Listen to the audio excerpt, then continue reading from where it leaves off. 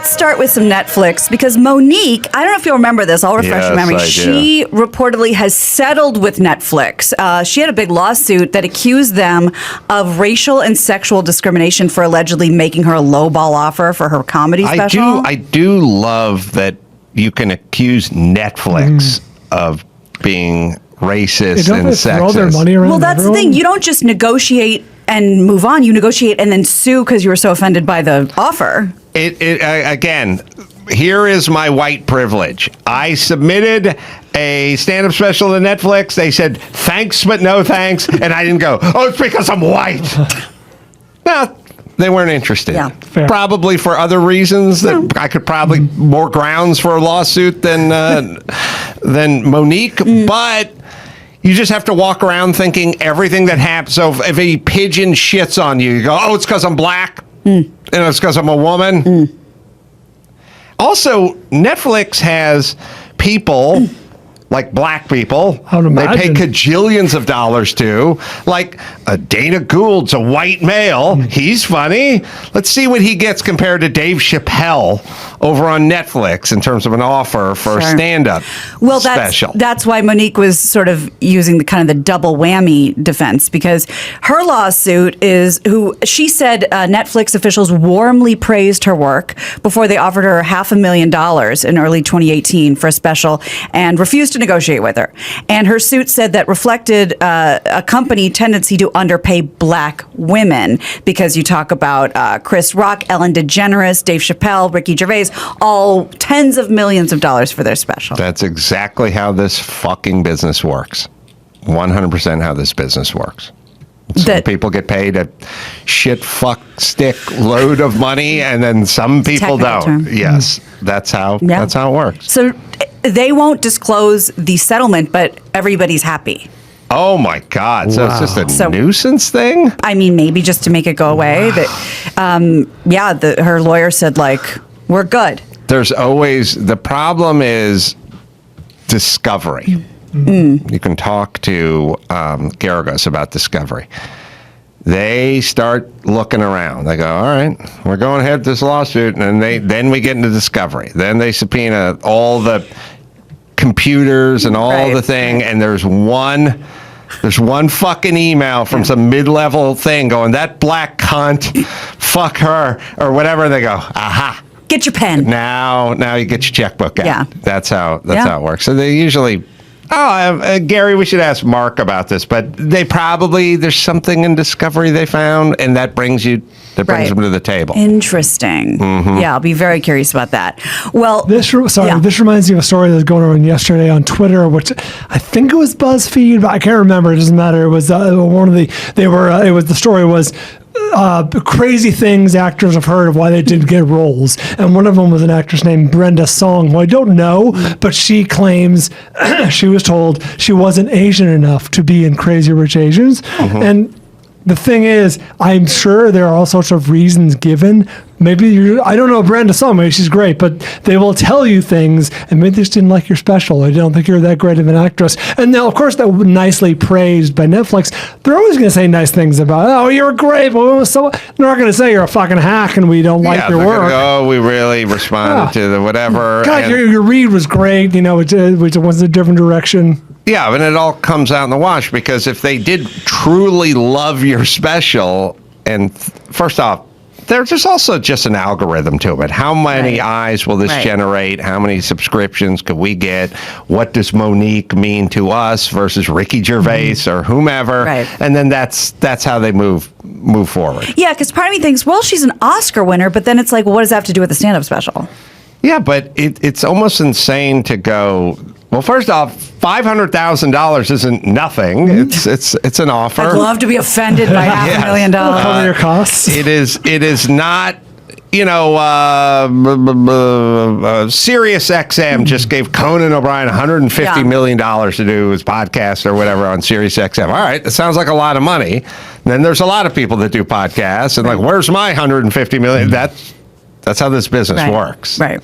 People are insanely paid, and then there's people that are undercompensated, and then you have to get an agent, and then they have to negotiate, and that's how it works. That's the business. Mm-hmm. Well, let's talk about another Oscar award-winning actor who we have never seen like this. That's why it's such a big deal. So Tom Hanks and Rita Wilson were heading to their car in New York on Wednesday night when things got like a little tense with Tom. Yeah, I'm going to show you in a minute. So he's a national treasure. We all know it. He showed a side of himself rarely seen by the public, if ever. He became like pretty pissed off when this overzealous paparazzi fans kind of bumped into Rita Wilson, and she kind of lost her footing a little bit while she was walking. Yeah. So here's the video. I'll bring some items. I bought some items. How you doing? It's been a long time. Be careful, Tom. Watch out, move. Now watch Rita on the See side. that Elvis movie. Yeah. Oh, wow. Just a little slip. What are you doing? Drop the off. What are y'all doing? Wow, what a good man. His security kind of sucks, though. Seriously. They had people going in front of him, Yep. letting this happen. Needs better security. Sorry about that, Tom. He's pretty Tom, sorry about justified. that, Tom. Yeah. But have we ever seen Tom Hanks lose his cool? That's Chet's job. Chet Hanks does that, yeah. But he seems like, I wonder, I don't know how calculated it was, probably not at all, but he's not going to get any shit for this because he was No. protecting his wife, Of course. right? It looked like pretty justified to me. Yeah. He's also lighter in the weight department than I've seen him in a while. So what? Did he put on weight for the I'm There's sure a he- lot of prosthetics. I'm sure he did prosthetics and some weight, but Looks thin. for Yeah. the playing the Colonel Tom Parker That's right. role. And I kind of want to see that Elvis movie. Already got Definitely wanna see tickets. it. Of Oh, you course do? I No, I like Baz Luhrmann. He did Romeo and Juliet Yeah. and Moulin Rouge. I like director. Moulin Rouge. Maybe Yeah, a whole thing. Well, I like him. I like it Australian too. fellow. Well, they're doing a lot of promo for that. I can't go on the internet without seeing something about the Elvis movie. Like, it's going to be pretty big, huh? Yeah. Yes. And according to friends of the show and everything, everybody gets to go to Australia now to film everything. You guys must be given a great tax incentive. Really? Adam Ray, like there's Wow. Oh, huge, that's right. huge studios now in Australia. Filming Young Rock Near over Melbourne, there. yeah. Wow. Yes. I know they I did think Pirates of the Melbourne. Caribbean out there as well. Exactly. Crazy. Yep. Well, I am so glad you brought up Pirates of the Caribbean because this is pretty interesting. We have a juror has given his opinion on why they weren't pro Amber Heard, because Amber went on saying, like, of course they believe Johnny, he's, rich and powerful, and that wasn't their take. I think part of the problem with our New World Order is we go Team Depp or Team Heard. Yeah, And pick so one. at some point the jurors have to pick what team Sure, they're on, sure. even though that's not really what we want them to do. We want them to weigh the evidence. Right, and that's Whose what. team you on, juror number 5? I'm Team Heard. Oh, no, I'm hashtag Depp over here. Yeah, like, you got to pick a team. Well, they wanted to know, like, so what were you thinking? Why did you go the way you went? So a juror, and anonymous, by the way, so there's no footage. I'll just read you the quote. Had an exclusive interview with ABC News. Male juror, 7-person jury. He's remained anonymous. He said over the course of the trial, a majority of the jury felt that Amber was more the aggressor and that a lot of Amber's story didn't add up. Then he said the crying, the facial expression she had, the staring at the jury, which I knew was going to be a Yeah, problem. it's crazy. It was weird. All of us were very uncomfortable. She would never answer one question. Oh, sorry. She would answer one question and then she'd be crying, and 2 seconds later she'd be ice cold. Some of us used the expression crocodile tears. And then for Depp's testimony, he said that they applauded him for keeping a stable emotional state throughout everything, and he seemed a little more real in terms of how he was responding to questioning as opposed to coached. Yeah, and then she's angry, and it was interesting. I was talking to Garagos about this when they go, like, NBC landed their interview with whatever, and then we're talking that, she says she has no money, she's flying in a private jet. It was probably NBC sent the Right. private jet, and then he said, I said, well, how does it work ethically where, like, news companies are paying for interviews? And it's like, they don't really pay the interview. They pay them for something else. And- But it's still like they're getting paid. So, like, Oprah famously never paid a guest to be on Oprah. So, like, how do you get paid to, like, get an exclusive interview with Entertainment Tonight or something? Oh, God, I think he was talking maybe, I don't think it was the Scott Peterson trial, but one of his big high profile where they want to interview the person. They don't give the money directly to the person. They give it to their foundation or their charity or their something. They essentially give them money, but they're able to laundry it. And then they have their integrity. Gary, do you remember what he said, which trial that was? I think it was Kaylee Anthony or something like that. But what he was saying is that oftentimes they'll license personal photos from their childhood for like $250,000. Got it. Right. I think she should start her OnlyFans. Should be able to hit it Oh off my pretty God. quick. Dude, you're right. Yeah. That would be huge. I'll do a collab with her. Or she should do that thing Free where of charge. you fart in a mason jar. Yeah, you know? very popular. Or I'd get buy some- that as well. Some Sure. titty To see what sweat. that poo in the bed smelled like. Yeah. Yeah. You never know. Amber's turds. That's right. Send them out around the world. Wow. That's man. a great idea. There's money. She's leaving money on the table. Yeah, because the other part of the thing was, she said in the English interview, or whatever, like the money she was given, it's donated, it's all gone. I have none of it. And of course, that wasn't true. She's getting right into that zone where some 59-year-old Russian oligarch has to kind of slide in. Lindsay Lohan. Yeah, that's what I'm saying. Yeah. She's getting there right about now, Yeah. where some dude Yeah. who she has nothing in common with, but has a boatload Come of with money me on my mega yacht. and a boat, Yeah. and he's just gonna some point. Yes. Daddy's got to come in. That's right. Crystal Brain. That's absolutely going to happen. She's going to be some Greek guy or some Russian guy. Yeah. Somebody. Tycoon. Onassis. Somebody from somewhere else who's Parts 27 years her senior is going to slide into the picture here. Yeah, I think you're right. Yeah. And then Smart. at some point they have pictures of them on the beach, and he's wearing the Speedo because Yeah. he's European. That he's got big a tan huge belly. huge gut and Yeah. man titties She's on rubbing him. lotion on him. And then she looks good, and we're Yeah. like, oh, come on. And she's talking about how he makes her laugh even though he barely speaks English. That's right. It's time. You are Seen it all correct. before. That's what's happening. Next year and a half. Which think? you can do if you're a chick. Yeah. This is not a dude. It's not like Corey Feldman. It's like, all right, it's time for the richest woman in the Soviet Union to Scoop me come up. into my life. But I mean, Harry could do it. Pay Harry, True. you, but not yet. Yeah, no. No, these are your gotta save my earning money for years. that. Yeah. You got 20 years of seed spreading. Yeah. Well, I'm And then here you to become a spread my kept- seed. Yeah. Yes, Then before you become a start, kept then man. you get into that world. That's right. Right? Right. Well, speaking of that world, Greta Gerwig, by the way, which I thought was an odd pairing, is going to be doing the new Barbie film. Greta Gerwig. Did you know that? Yes, it is. It's going to be very tongue-in-cheek. Yeah, of course it is. Very satire. It's not going to hit theaters for at least another year, but Oh, people starring are- an Australian, Margot Robbie. Yeah, that's right. People are losing their shit about the photo that was released of Ryan Gosling as the Ken doll. Oh, speaking of spreading your seed. Check this picture out. People Brace have yourselves. lost it. Wow. Like seriously, like a doll, tan, 8-pack, platinum blonde hair. Jealous. Oh, look at those dreamy eyes. So everybody loves it. The funny thing about the Margot Robbie picture for the movie is it's not that much of a stretch from what she already looks like, so it's not that big of a deal. Show the Margot Robbie as Barbie. Yeah. That's what she wow. looks like. That's what she looks like. So it's but the Ryan Gosling people are losing their minds over.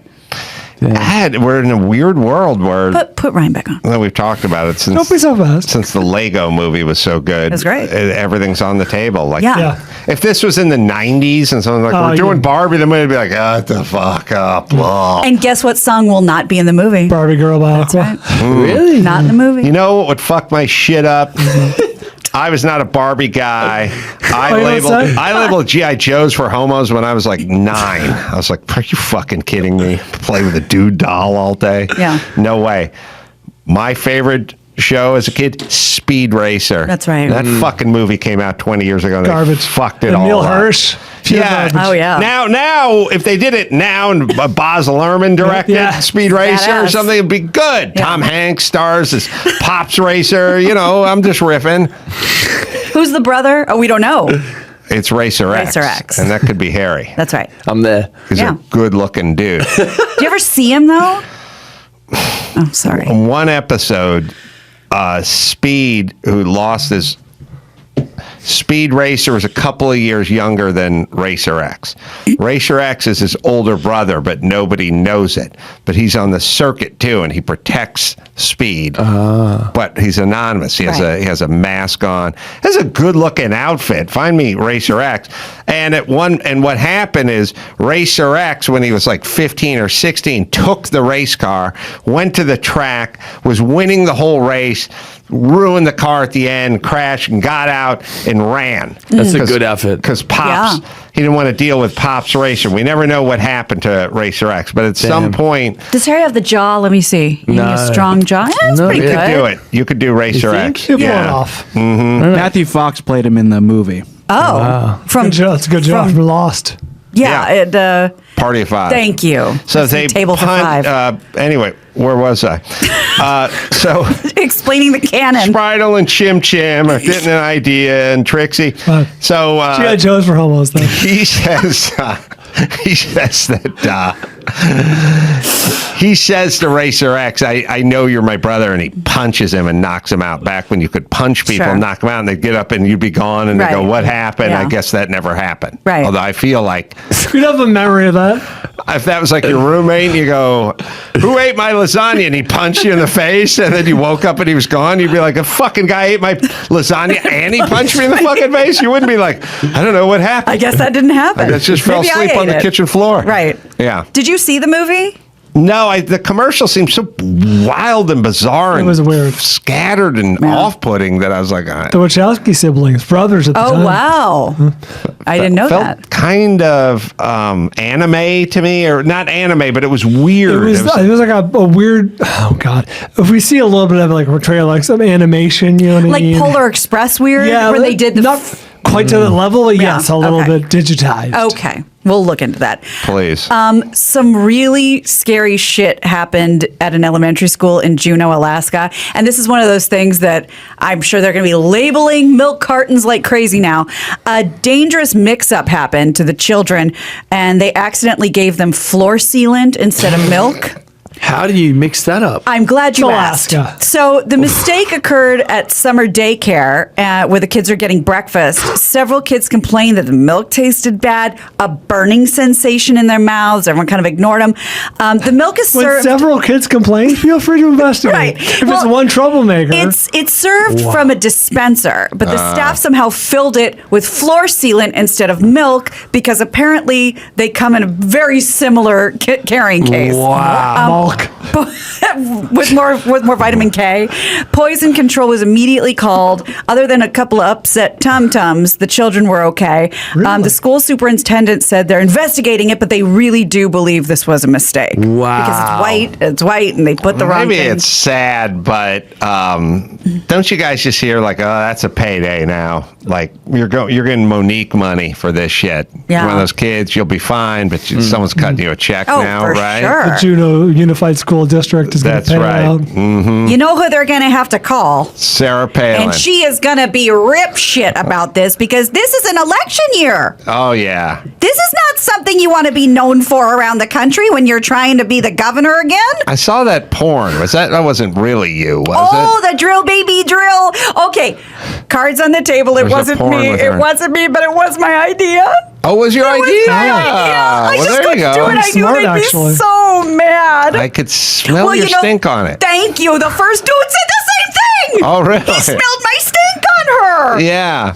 What the hell are your kids' names again? Trig, or Trig. Mig, or Tig, or There's something? Trig, Track, Penelope, Oh, Penelope. Awesome. Barbara Ann, and Sarah Jr.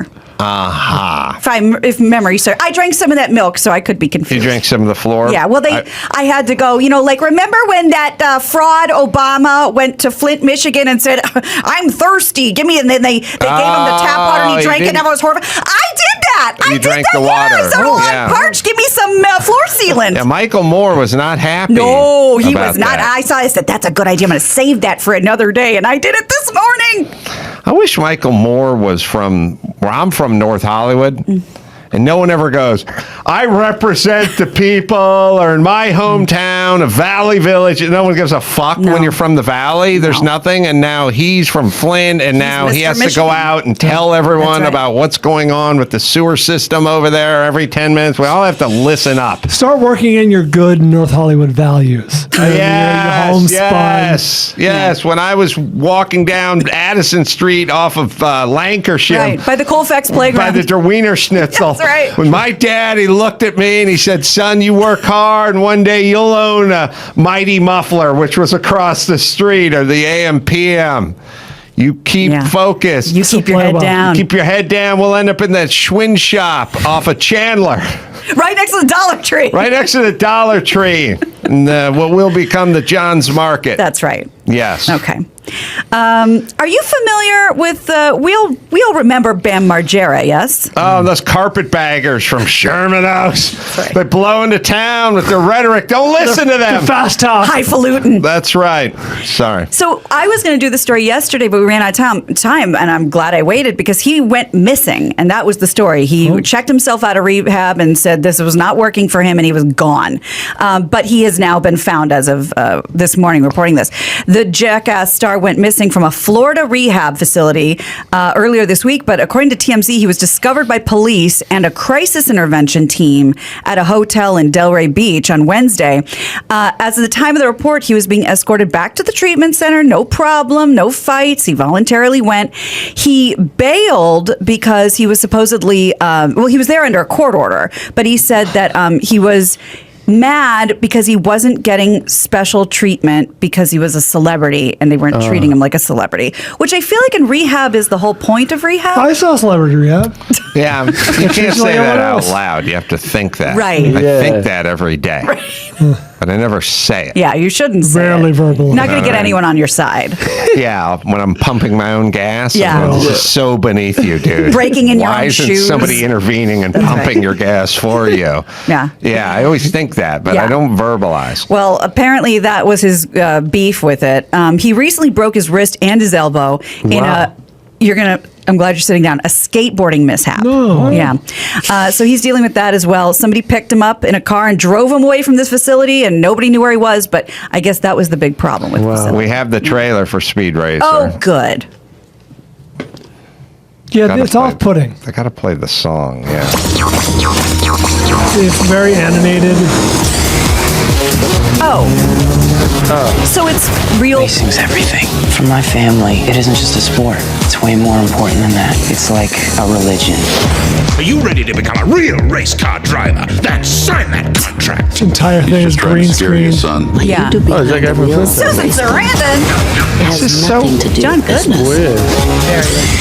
You walk away from me, you walk away from this deal, no matter how well you drive, you won't win, you won't place. I guarantee you right now, you won't even finish the race. You think you can drive a car and change the world? It doesn't work like That's that. Racer X. Maybe not. But it's the only thing I know how to do, and I gotta do something. So weird. Wow. Odd, because really good actors are in this. It looks like a Pixar movie with real actors. Not even Pixar. It looks like a cheapish TV Imagine show. my devastation. Yeah, you don't want to see this. All right. Anyway, That's no good. Reminds me of worthless. Spy Kids. Yeah, Yeah. it's That's very how it feels. Spy Kids. Oh, Exactly. Spritel and Chim Chim. Yeah, see, they were in the trunk of the car. Understood. Oh, good. Okay. They would go Spoiler. with him on his races. Yeah. Harry, I have a new opportunity for you. And it's right up your alley. I don't know if you're allowed to fuck anybody, but it might not be off the table. Squid Game is now doing a reality show on Netflix. Oh, a really? real It's Squid crazy, Game. yeah? Yeah, it's a battle royale concept. They're taking it as far as they can go.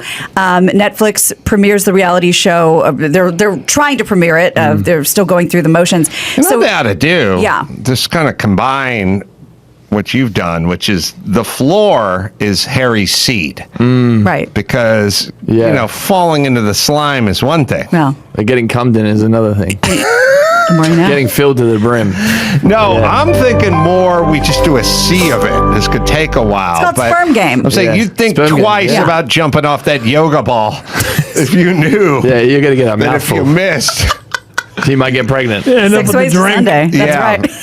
Wow. briny deep. Yeah. So there's 456 participants, and so there's a lot of people, and it's the largest cash prize in TV history, $4.56 million, so $1 million a person. Netflix has started a wide-ranging search for English-speaking contestants to participate. It's going to be 10 What episodes. the fuck was all this stuff when I was 23? I know. Good Hard up. shape, good looking, Yeah. hard up for anything, and ready to fucking eager for the fray and just ready to go. I would have gone on any one of these Fear fucking factor? shows. I would have done it. That had come around after I'd. But would you have done it? Yeah, I would have done anything at any time Yeah. when I was 23. I was poor as shit. I was like strong. I was in good shape, and I would have fucking signed up for all this shit. Yeah. There's money to be made. And I know you're not that familiar with the series. Benedict, of course, got greenlit. Yeah, are these for all like physical challenges? season 2. Well, did you watch Squid Game? Yeah. Did they actually kill people in the reality one? Because that would kind of be a I feel like twisted that would be curveball. an insurance issue for Netflix. Yeah, but yeah, at least they'll get their money's worth. That's the amount right. of people watching. That's true. They find kind of in the TV show, they find like kind of hard up for cash, like, ne'er do wells, and they say, if you want to try and make a lot of money, look at your life now. It's not worth anything. Right. Come play this game. And then some of the games are like physical challenges, some are mental challenges, and let's just say people always get eliminated. Yeah, I hear it's a sensation. I'll watch. It's very It's good. nuts. I guess we're just doing everything now. We're doing Barbie the movie, Yeah. and the Squid Game the reality, and the stuff that was fake has now become real live action. The stuff that was a fake idea has become a reality show. Told you guys, Chip and Dale. It's really good. Yeah. That's what I someone's in hear. it. All right, let's bring it home. You got it. I'm Gina Grad, and that's the news. I'm here to spread my seed. That was the news with Gina Grad. Well, last but not least, there's Geico. Like save a little money on your auto insurance? Of course you would. Who doesn't love a deal when it comes to great rates on insurance for everything? Geico can help. Insurance for your car, truck, motorcycle, boat, RV, even homeowners, condo, and renters insurance and coverage as well. Save even more with special discounts when you bundle your coverages. Plus, add the easy-to-use Geico mobile app for 24-hour roadside assistance. And it's a no-brainer when you switch to Geico. Switch today to Geico and just see how fast, how much money you could save at Geico. All right. Oh, I'm in Chippendale. Oh, yeah, I'm in Chippendale. That's right. I'm not in it. It's a poster from a cartoon donut or something. Yeah, they're in the they're in the background. You're investigating That's you crime. guys. Oh, I am. Okay. Did you see Wreck-It Ralph, Harry? Yes. Adam was one of the donut cops. Oh, wow. Yeah, one more thing for my kids not to give a fuck about. But let's get along. The list is getting very long with there. Yeah, okay. All right. Denver, I'll be at the TOS Con coming up June 23rd. I'll be speaking, and you can use the Carolla code Carolla for 15% off. Also, you go to objectivestandard.org, and then we're doing live shows from the Comedy Works South, 24th, 25th. Do live podcasts there, and then live stand-up shows as well. So just go to adamcarolla.com. Pre-order my book. I'm working on the audiobook right now. Hit the button over at adamcarolla.com. Harry Jowsey, everybody. Thanks, Dating Harry Jowsey, available on Spotify. If you want to listen to his sagely advice. And until next time, this is Adam for Harry and Gina and Bald. Say it. Mahala. And then it was a girl's birthday, and so the mom brings out the cake, and it's lit, and they all just stop talking. And they sang Wonderwall. They should have. They looked at the cake, and they all just go, "Oh, Bella, Bella!" They're just exclaiming how beautiful this cake is, and there's so much appreciation for this 8-year-old's birthday cake. I couldn't believe it. Like, We're it's just such. All right, let's get some news going, shall Let's we? get some news going. Keeping it on trend with this Hollywood topic that we've been talking about. So there's been this rumor kind of floating around about Jim Carrey being unrecognizable at a French film festival recently, where he was honored and gave a whole speech about it. People were saying, like, all week long, people have been saying that the conspiracy theorists are wrong, because conspiracies were that he either had a ton of plastic surgery done, or he actually sent out a clone or a lookalike on the carpet for the photos after he was honored. Multiple sources say that this conspiracy is wrong and that actor Jim Carrey accepted his own award in France late last week.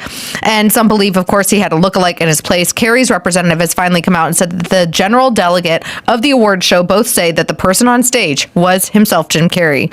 The César Award General Delegate Gregory Collier made his assertion in a statement to Variety, picked up by TMZ and others, and many fans took to social media to say that they think that Carrey looked way different than usual and that he was acting weird. His new look has prompted discussion about whether or not he's had more plastic surgery or whether the person at the event was even him. Well, the thing about here's where the clues are. Yeah, he's a weird guy, and he's getting weirder as the years wear on. And so I think that's the real weird Jim Carrey. But if you think about it, if you're just a logical person and someone goes, look, there's a mandatory sensitivity training. We have to do a seminar, and everyone who works at this radio station or this TV station has to do like a mandatory thing. And I've been to those before. You've been to those before, and you're like, "That's fucking worst 2 hours of my life, and I'm never going to get that back." And the on-air people have to sit there longer. Have to sit there, and then you have some fat black chick with big beads explain to you about what it's like to be a fat black chick, and then you have to sit there and nod the whole time, and then they want to know, is it okay to say this? Is it okay? And it's the biggest waste of your time there ever is. And then there's a sexual harassment side of that too. That's another big fat fucking waste of time. But if you had a doppelganger, that's where you'd send them. Not to a red carpet? Not for a free plane ticket to France to get a Lifetime Achievement Award. Like if somebody said, Adam, we need you take a deposition for you over that vehicular manslaughter situation, I'd go, okay, doppelganger, do your job. And when you're done, then you can go to the sensitivity training over at the radio station. But if you're sending a first class ticket for me to go to Paris and pick up a Lifetime Achievement Award, not using a doppelganger for that. Yeah. That's like someone goes, oh, this supermodel wants to give you a blowjob. Where's the doppelganger? No. I'll do my own stunt work on that. We'll use the doppelganger for the Homeowners Association mandatory meeting that we do once a year. We have to hear about fucking gutter cleaning or something. Send the doppelganger to that. Yes. So why would you send your stunt double to Paris to pick up on a Lifetime Achievement Award? I think that often, though, the conspiracy theorists don't have that level of thinking. It's just when there are so many conspiracies that turn out to be true, I feel like we've talked about this before. It's kind of deja vu.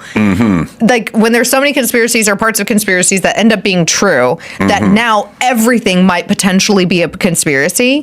So therefore, and I mean like the Joe Biden clone, like Gavin Newsom clone, like this, the cloning of like celebrities and politicians is not a new internet phenomenon. And I think that maybe that's where it comes from. Instead of just being like, whoa, guy got way too much plastic surgery and filler.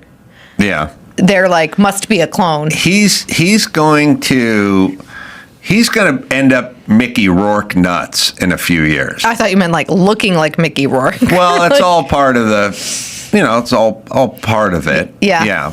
And also he got really into that Andy Kaufman stuff with Man on the Moon. And Andy Kaufman's whole thing was showing up as different people and then sending different people different places. So people are getting caught up in the Tony Clifton part of it, which is a guy who Andy invented, and then there was a real Tony Clifton, and people thought it was Andy. Like it got it got crazy, and his Jim Carrey becoming Andy Kaufman is what's laid the foundation for that this. conspiracy. Yes. Okay. On top of all the other conspiracies that sometimes end up being true. Alrighty.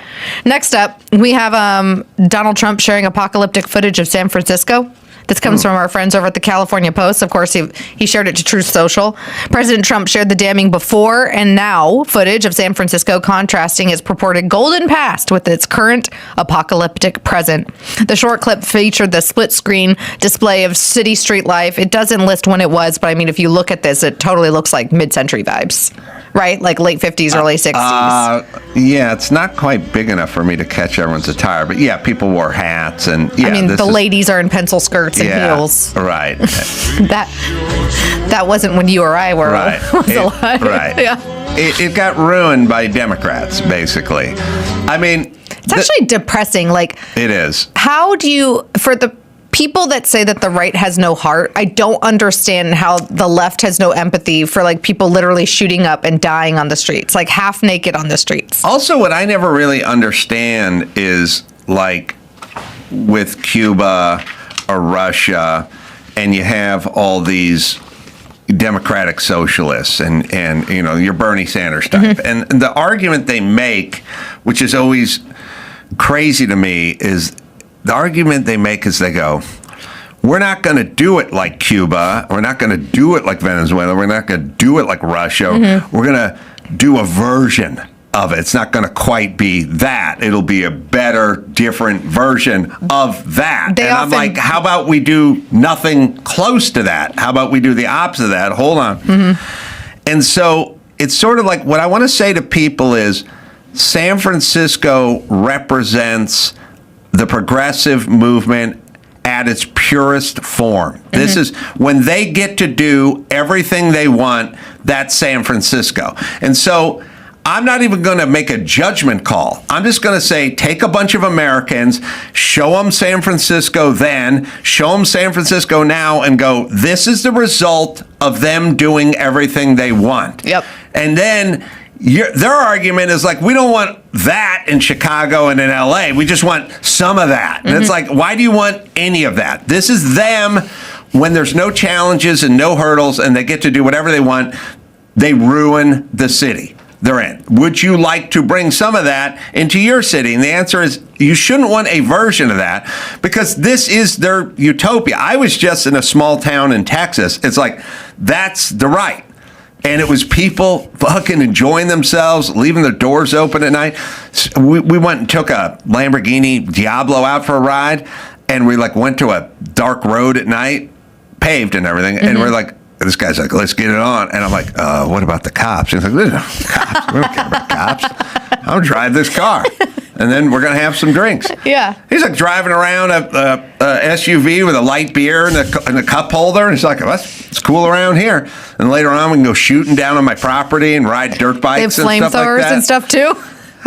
Just all of it. It's like we're going riding, we're going fishing, we're going to do what we want. Yeah. And that's that. And then I said, was it tough to build here? And he goes, I went to the building department, told them I was going to turn this whatever place into a restaurant. They said, just don't fuck it up. And they left. And I'm like, that's... Now, if you want that, and I do, and I think most people do, San Francisco is basically the most bluest, most democratic. This is what you get when you have a majority and you go unchallenged and decades go by and you get to enact all of your policies. Yep. This is what you end up with, people dying in the street in a shit show. It's really sad. It is sad, but it should be more instructive. Like nobody who leaves San Francisco because, you know, they got their car broken into for a third time or they had some crazy junkie on their lawn or something. When you go to fucking Texas, stop voting how you vote. You already ruined your city. Don't go other places and ruin it. And don't stick to this bullshit. Eat a dick. Go learn what your people do and what they turn into cities into and fucking learn something and move on. Would you please? It's applicable right now, too, because there's a very contested Senate race in Texas right now. And it's like TBD what's going to happen. Right. Like we've talked about, like the whole Colbert thing, like he liked Tallarico, and then Jasmine Crockett has been upping in the polls. I mean, that was probably huge for her fundraising dollars now. And that woman is cray-cray. And I can say that as a woman. And by the way, so is he with his fake Christian BS. Right. But you have that opportunity in Texas because partly the demographic change there, I would argue a failure of conservatives there to advocate and run government better. And then because of those people that have fled the Bay Area in LA and they're like, we're going to Texas. Yes. Who's what is it saying? Polymarket? They're saying it's Tallarico right now. Yeah. Look, that's Polymarket though. Recent polls from within the state. They have him up a couple. They have him up a little bit. Yeah. But the point is this. Why don't you just see what your policies turn cities into and then stop voting that way? because that was what a smart person would do. This is what happens when they get their way for an extended period of time. You get an unusable city that people who pay taxes and are law-abiding have to leave. So I have no idea why that pitch, it's such a bizarre sales pitch to make anywhere. Everyone should see that, agree it's a shit show, want to avoid it at all costs, and go, whatever that is, we're going to vote the opposite of that. Yeah. The other thing that liberal friends will say, though, they're like, well, we'll make it like Finland. And I'm like, haha, you know what Finland does? Bans abortion after 14 weeks, has some of the tightest immigration policy in the entire world. Like, you have to learn their language within 2 years of being there and marry a Finn or have a Finnish baby. It's a population of 5 million people, and they still have an insane tax rate of over 60%, and nobody owns a home. Right. Like, does that sound great to you either? And that is your best example of it? Have at it, guys. Have at it. I think at this point, we'd rather San Francisco look like Finland than Yes, I would the take current state. All right, other California news that actually went all the way to the Supreme Court. So the Supreme Court this week barred California from enforcing state rules, which are just ridiculous and unconstitutional, that restrict when schools can notify parents about students who come out as transgender, and requires teachers to use children's preferred pronouns. The court, of course, on a 6-3 vote along ideological lines, the usual liberal justices, Sonia Sotomayor, Elena Kagan, and Ketanji Brown Jackson dissented, of course. Yeah, I hate to say this, but it's not so much that we disagree with them, although we do. They're kind of dumb. Oh, like when you can't define what a woman is? Yeah, I mean, their arguments are spurious. They're sort of dumb. They're just not as well. They don't feel Supreme Courty to me. Like when I read Amy Coney Barrett or Justice Roberts or heck Samuel Alito, right? When you read their decisions, I'm like got Webster's dictionary next to me and just in awe of the arguments that they're making, right? And it used to be that when the liberal justices would write that stuff, like Breyer or even Ginsburg, she didn't dumb shit down. Like the woman was smart, even though I disagreed with her. Right. And when you read their stuff, it reads like an op-ed for MS Now. Yeah, and it also it's sort of like when you hear Jasmine Crockett talk or you hear AOC talk, it's not that you disagree, although you do disagree, but they also sound stupid. Yes. And it's they sound stupid because they're trying to make an argument that's stupid, but they still sound stupid. There are people you disagree with that are sharp and articulate and have a big vocabulary. And when Bill Maher makes an argument against something that I'm for, he does a good job of it. They don't do a very good job. It's an interesting stat. I don't know if you saw this one. Andrew, I don't know where it is. It was floating around about a month and a half ago, but there was a breakdown of who's done the most talking in the Supreme Court. Did you ever see that? No.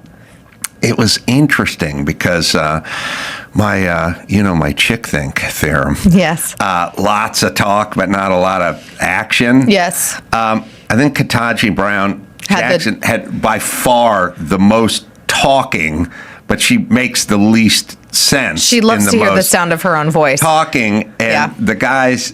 But the thing that was funny about the breakdown, and I think it was talking, or was it, there's a graphic that sort of has the most versus the least. And I keep saying talking, but I don't know if it was actual words said. Well, because they can engage and ask the lawyers presenting the cases questions and stuff. So sometimes there will be some back and forth between the justices. There was a breakdown of who talked the most, and the first three were women, and the dudes were all at the bottom because they did the Maybe least. it's because the women are asking really good questions and the dudes didn't have any follow-ups. You're probably right. People forgot about Sotomayor. Oh, my goodness. Sotomayor. Who asked the least? Oh, of course. It's Clarence Thomas. Asked the least. All right. So we're sorry. I can't see the whole thing. But the most was Ketanji Brown Jackson, followed by Elena. No, that's Sotomayor. No, that's Kagan. Kagan, then Sotomayor. Uh-huh. Yep. And that's a close call. Now, It's all the liberal justices, by the way. Like there was a man up there too. Talk, All talk, about no action. nothing. People forgot Sotomayor was the one who was pushing for mandatory vaccines. Yes. Citing thousands of kids on ventilators. Like, she's just screwing up numbers, pulling them out of her ass, essentially lying. And a Supreme Court justice explaining that you should get your kid an experimental vaccine. That's unnecessary. So I don't know if I call that... Because your body, your choice. I don't know if I call that a brilliant mind, but You know what? Good job, Amy Coney Barrett. She's up there, or she's down there with Thomas. Right. Yeah. She talked less than all the other people. That's right. Good job, Clarence. All right, but Ketanji really knocked it out of the ballpark. Sheesh. She's got almost 23,000 words. That's 5 times Clarence Thomas. More. More than? Yeah. Maths. Well, no, it's real close. It's if I round up 5.5 or something. Yeah. Yeah, it represents the number of words spoken by each Supreme Court justice in the 2024 term. The average, I guess if you looked at this, you'd say the average is about 11,500 words or whatever, maybe 12,000. She's essentially doubled the average, and she's the dopiest one on there. So good luck, everybody. I kind of blame, so I have a girlfriend who's a Republican pollster, Kristen Soltise Anderson. She's great. And she has long said that this all kind of started when C-SPAN was available. Like, there's some beauty to transparency, but also you and I both know that sometimes people just go and filibuster or pontificate, and then they take that clip. We've talked about this from the committee hearing, and they use it for their campaign ad. I think that this has now unfortunately seeped into SCOTUS, where they're just like with Jasmine Crockett and AOC and Ilhan Omar. It's like the sass for the clickbait on social media. And so even though Justice Jackson is going to be there for life, and she isn't running for office, she kind of presents herself like she is running for office, and is just like filling void, trying to look for the TikTok clip.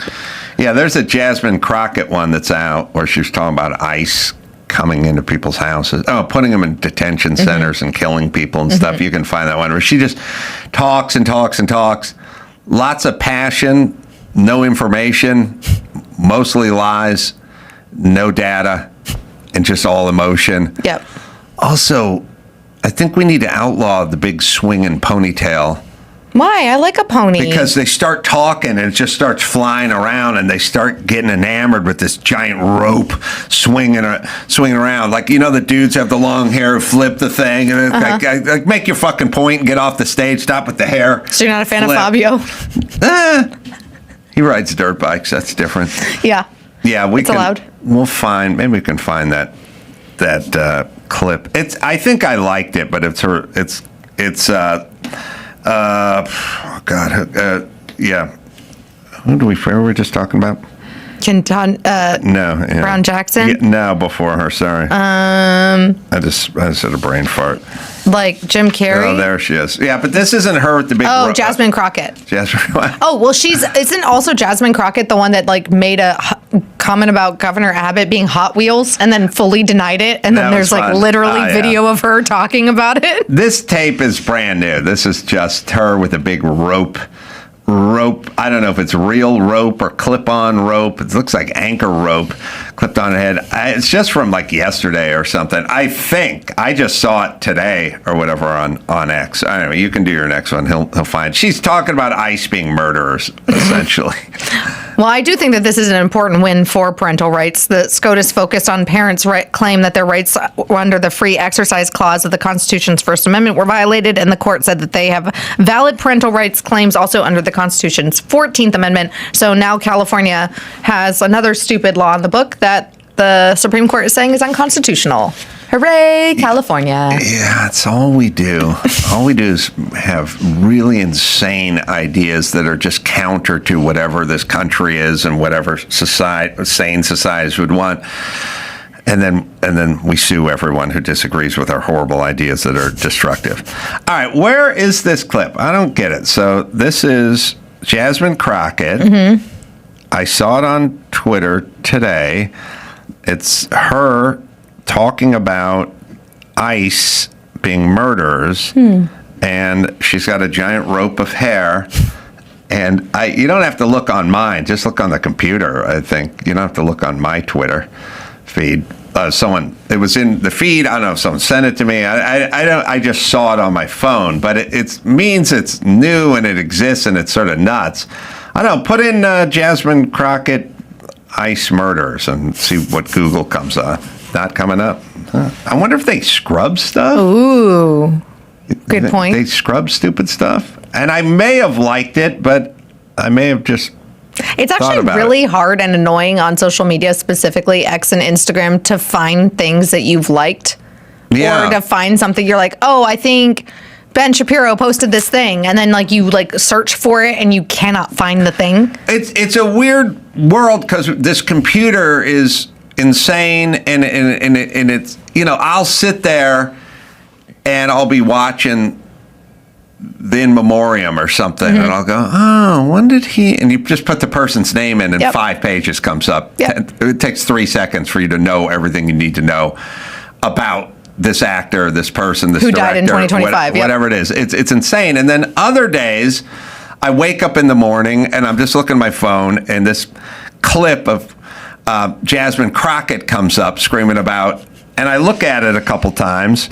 And that was 5 hours ago. Yep. And I go, wow, this is crazy. And then I'll say to Andrew, hey, that clip or whatever. And I go, can't find it. I hate how I have to know somebody's specific handle, like social media handle, in order to find them in the search bar. It's super annoying. This ain't it. But what is that? When is this from? I guess is the question. Gotta hand it to her. She's full of it. Hold on, Jasmine Crockett. This kind of looks like it. Is this? Did I like this one? Oh, okay. But you found it. Now, how did you? I don't know why you're going past the one you wanted. Oh, but she's talking about how this administration is a killer. Oh, well, she does. Frustrated and don't believe in politicians. Oh, wait, put it to the front. You can start. Let me tell you something. I am here because this is truly life. Well, hold on. There's my giant rope hair thing. I think. Now there's other ones, but that's pause enough to slow down. All right, go ahead. Administration that is not only killing people, but is a dream killer right now. That is not the best of America. We are here because we care. I know so many people are frustrated and don't believe in politicians. But let me tell you that it takes real courage in this moment to stand up. And that is why we stand with and behind your mayor, because she knows what it is to be under attack by this administration. We understand that to be elected nowadays isn't just about service. It literally is life or death if you decide that you want to do what is right. So let me tell you, we are standing with your elected leaders because they are protecting the people from their own federal government that is dishing out death. And when I say that, I don't say it lightly. I say it because the numbers bear it out. I say it because we have a record number of people that have passed away in ICE custody. Well, this is not the best of America. I know someone promised that they would make America great. I am telling you that they are doing just the opposite. I am telling you that we are a land of immigrants. It is time to do immigration right. It is time to make sure that we live up to the promise of this country. The idea that someone ran and said that I will get rid of the bad guys, yet we know more than 50% of the people that are currently being detained in custody have no criminal records at all. Zero. All right, you can pause it. That's actually the most coherent she's ever sounded. But also, all right, 50% of the people don't have a criminal record, but they're here illegally. Yeah. But the other 50% do have a criminal record, which is a fair number of people to be walking around with criminal records who are here illegally. She looks like she's I don't know, I'm a millennial, so in the early 2000s, mid aughts, it was a thing of things to wear to the office that then you can wear out later at night. It's that's right. That's the vibe she has going on. She's going to the club after the Hill. There was a plus size women's store in Beverly Hills called The Forgotten Woman, and I always felt so bad. All right, maybe it's Phil that's gotten me emotional. The number one quality of an action superstar in a movie, the number one quality, the one you can't replicate, because this guy kicks ass. Jason Statham throwing punches, throwing kicks, throwing elbows. Like, okay, but that's what you do all day. And there's literally thousands of guys on the planet now who can throw elbows and knees and, do all the stuff they do in their fight choreograph. Definitely trying to increase that percentage with my coaching. Yes. And then they show Tom Cruise running all the time. He's running, but there's thousands of guys who can run faster than Tom Cruise. Millions, maybe. He runs hard. For some reason, it's a big deal to see him run. I don't know why, but it's just he runs. It's a meme. We've all gotten used to it. He likes to run. He had good form in his early days. He pumps his arms. He runs. His arms, yeah. Yeah. Okay. Now, here's the number one thing they never talk about, and it affects all action superstars. And it's the most unrealistic thing he does. It's not driving. It's not firing a gun. It's not kicking ass. It's not running. It's not jumping. It's none of the stuff they show. It's the grip. The grip. This guy just hangs off the side of an airplane. I saw those Afghanistan guys trying to get on that C-130. None of them are here in the States. None of them made it past 700 feet. Not this guy. He hangs on to everything all the time. He hangs off the side of the building. He hangs off the side of multiple airplanes.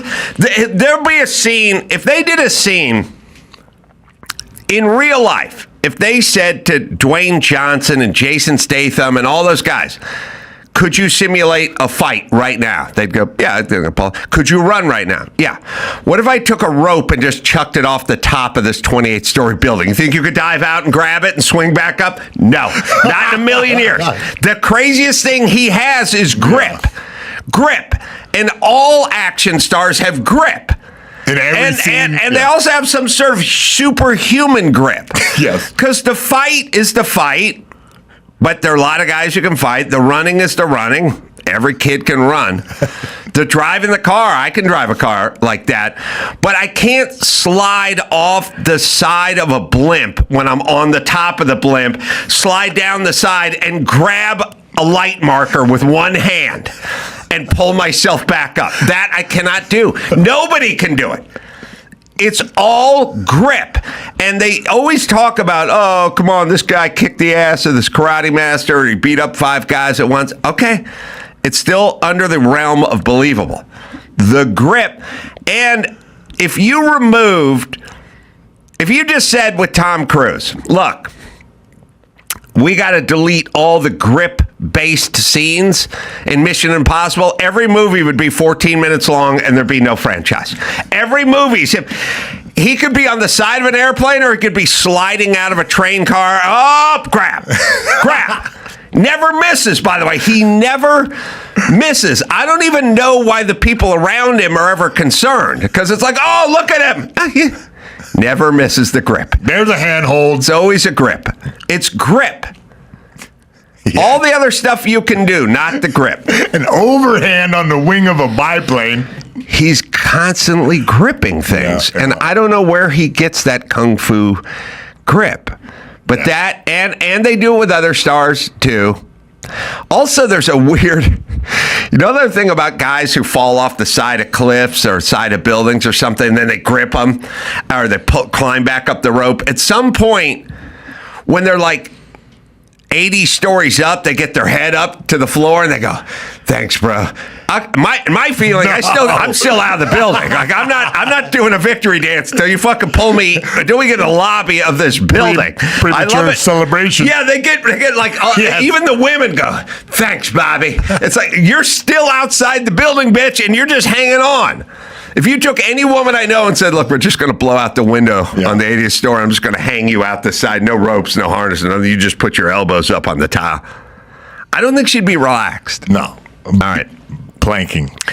Grip is the number one fake action star quality, and you can't make a movie without grip. Yeah. There is no action movie that doesn't involve grip. At some point, the girlfriend falls out of the car and you grab them, the fireman hold. At some point, you're sliding off the top of the plane or the building or something. It's all grip. They never talk about grip. They never go, well, who had a better grip, Schwarzenegger or Stallone? It's always grip. But Stallone. And it's the phoniest thing ever. And all Tom Cruise does is grab shit. Yeah.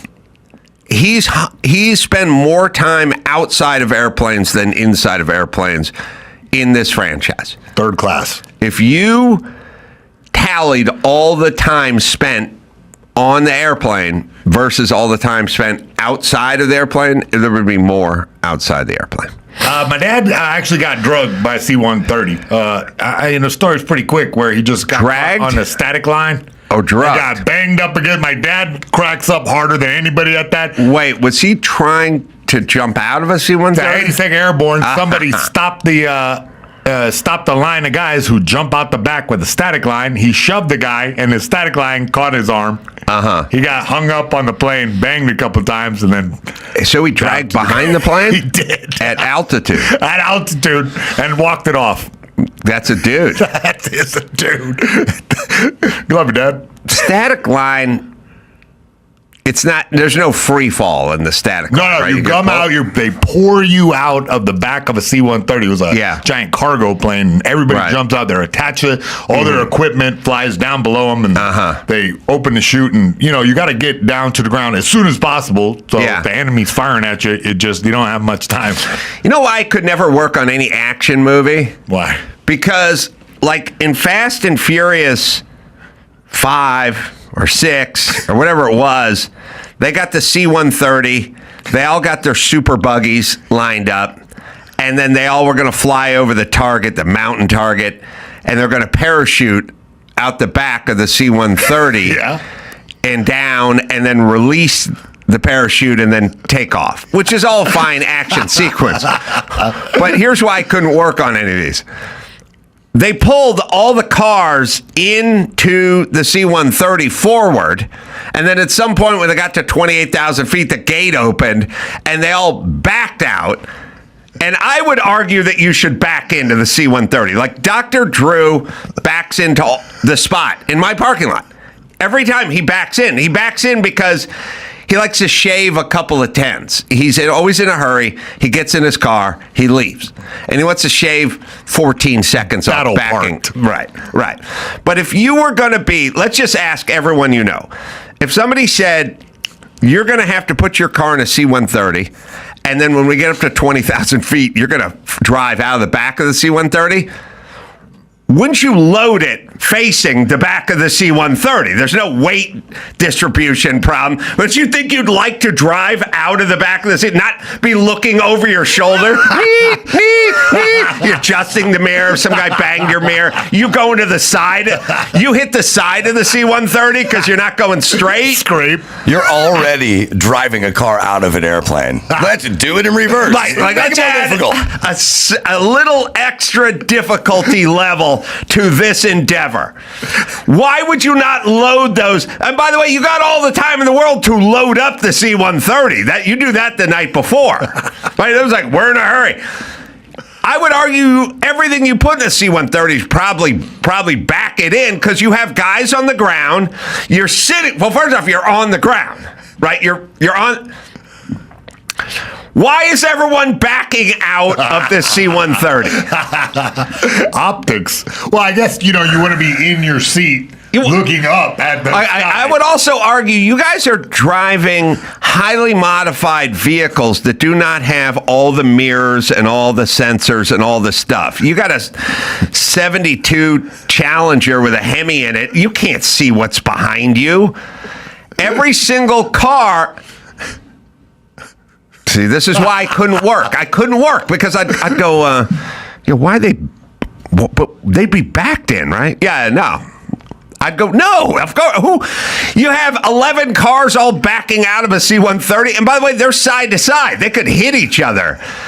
Okay. And wouldn't you want to be oriented forward when you went out of the C-130? Like, would you like to have your back to the ground? Would you like to be looking out the front windshield as you went into the wild blue yonder? You know what I'm saying? Wouldn't you want to be there? It's insane. Everybody's dropped like a stone. I feel like this is the best documentary I ever watched. Oh, it's a great doc. It's great. Now, the whole reason they did this is because Tyrese had to try at the end to not get pulled out because they knew he was going to chicken out, and they had to fire it out from the back of the car. They could have done it from the front, but it's better from the back, and so that's why they had to do it. But I would argue there is no world. Let's just say this. If the Navy SEALs were pulling some kind of deep covert ops, trying to get bin Laden's cousin or something, and they loaded up those cool quad buggies into a C-130 and they were going to parachute out over Afghanistan, would they ever not back them in? Would they back out of a C-130 blindly just sail out of the back of a C-130? All right, so that's fake. But grip is still the fakest. I figure if you had that kind of grip, you'd have a forearm like a ham hock. Grip is. I think grip. You'd be all day with those 70s squeezy spring things. You know what I mean? Or you'd be constantly with the extra hard stress ball all day under your desk while you're doing spy stuff. I think grip is hereditary. Kinda. I think it's kind of like male pattern baldness and stuff like that. I knew dudes who had crazy grip. I never did. Now, I was sort of strong in other ways, but I never had grip. I had friends that had grip, and then I had a friend who had like crazy, nutty, intense grip. And then there's like grip natural and trained together. Yeah. Like the guy who can take a nut off of a lug nut off a car with his bare hands just because he's been, wrenching so long. Yeah, I haven't met that guy, but I get what you're saying. I have. Nobody takes a lug nut off a rim. I've seen him do it with my own eyes, bud. Please. I'm death grip. No, nobody said death grip for like 200 foot-pounds of torque. But all right. But no, look, they're guys that have... my friend Chris used to put his hand on top of my skull, and he just starts squeezing my skull to a point where it felt like his fingers were going to pop through my skull. Let me tell you, Coach, you go to jiu-jitsu for about 6 months, and man, you turn into a different animal. My grip turns into steel. Really? Because, if I have a jacket and we're fighting with the jacket, because you hold on to this, it makes your hands so damn strong. All right. Meaty fingers. The jacket's the jacket of the gi? Sorry, gi okay. jacket. I'm saying like a cool guy. No, I get it. All right. So look out for Tom Cruise and grip, because that's going to be the entire movie. And... Now, he must have a harness when he hangs off the side of the biplane, and then they must cut it out. Yeah. But that's really him hanging off. Oh, yeah. He's still doing that stuff. That's wild. All right. Hey, Stephen Van Meter here, calling from Arizona. Hey, I'm not a fan of the WNBA. I'm holding out for women's NFL.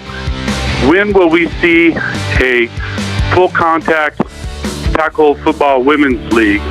And if not, why not? Thanks. I'll listen for my answer on the air. Bye. You can leave us a message at 888-634-1744. Adam Hunter's in studio. No Directions. The name is Stand Up Album. Available Spotify and Apple Music, wherever you find finer music. Well, on subject, back in the day when I would be watching the Human Stick of Dynamite and the Slide for Life, they had a very short-lived female tackle league. And if you don't believe me, Charlie's Angels had an episode where they became football players. Only just to get them in the locker room, basically with the towel, and they'd show them walking in the shower, and the door would shut perfectly right. And see that it was exciting enough to see the towel hit the floor. They have it now. My friend plays for one. Oh, they do. My friend Destiny Yarborough. I remember. She was on the podcast. Yeah, she's like pretty girl, but she's like just jacked, beefy girl. They have it. There's about like 8 cities that have it.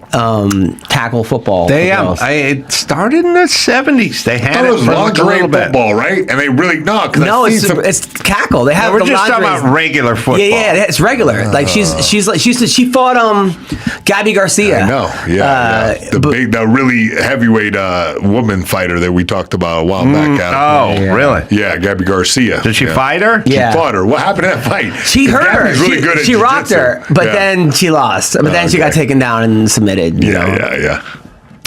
All right, Dawson, before we get into the news, try typing in Daredevil.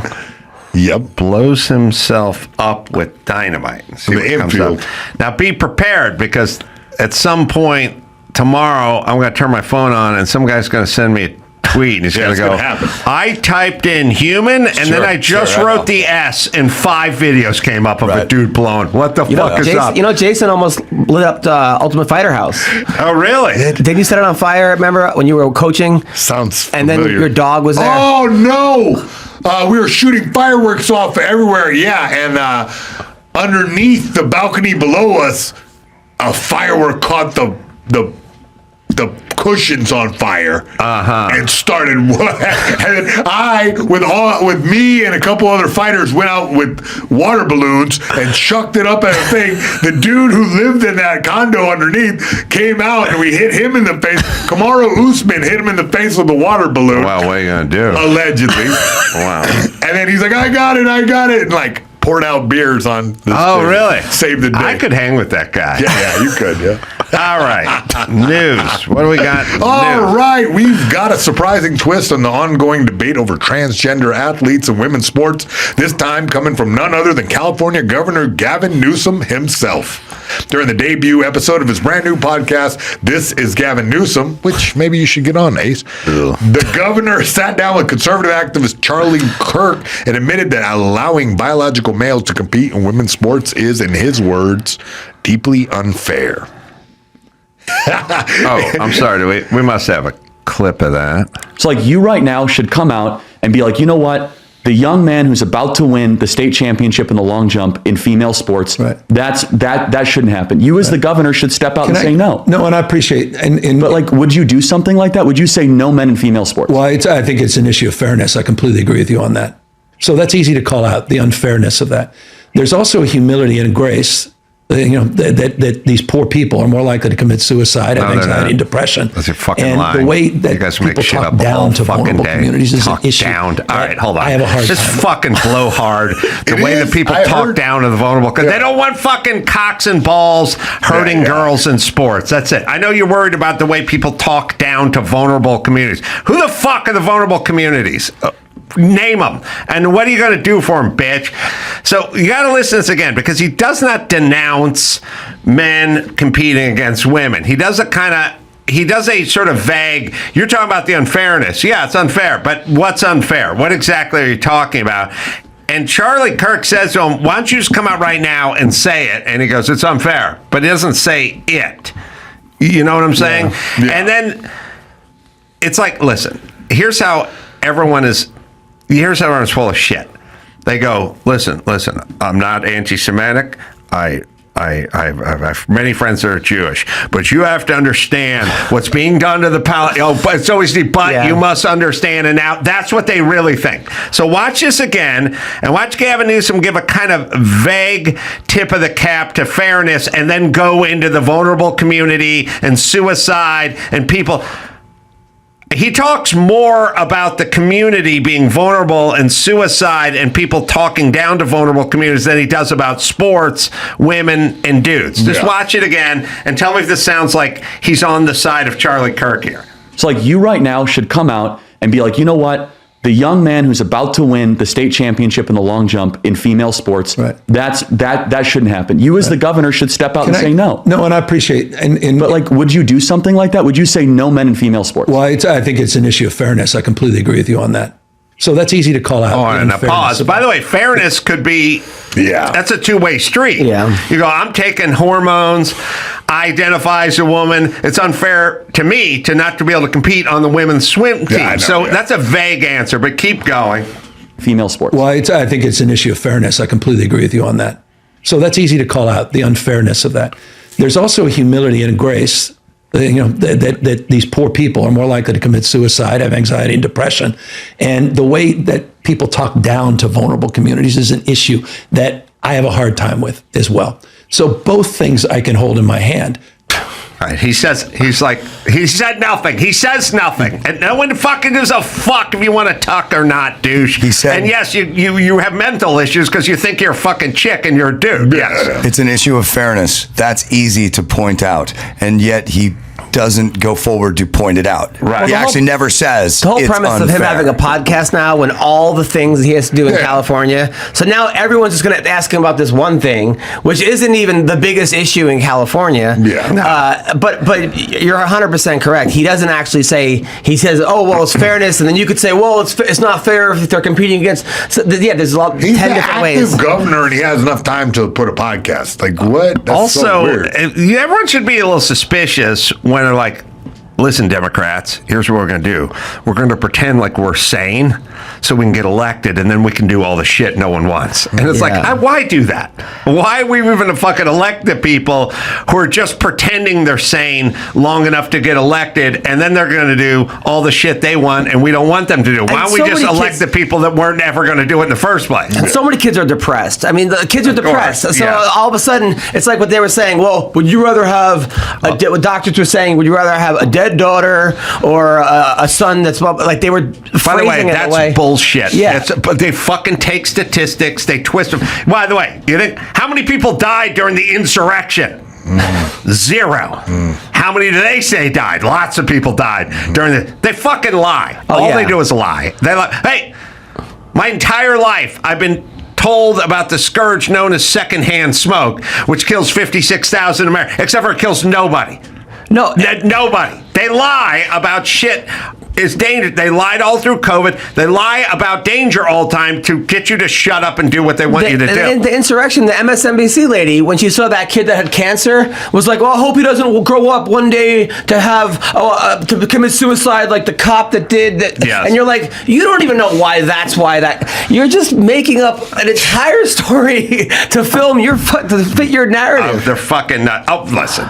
They went from the guy got bludgeoned with a fire extinguisher to the guy was poisoned by bear spray to the guy fell asleep at his desk and died.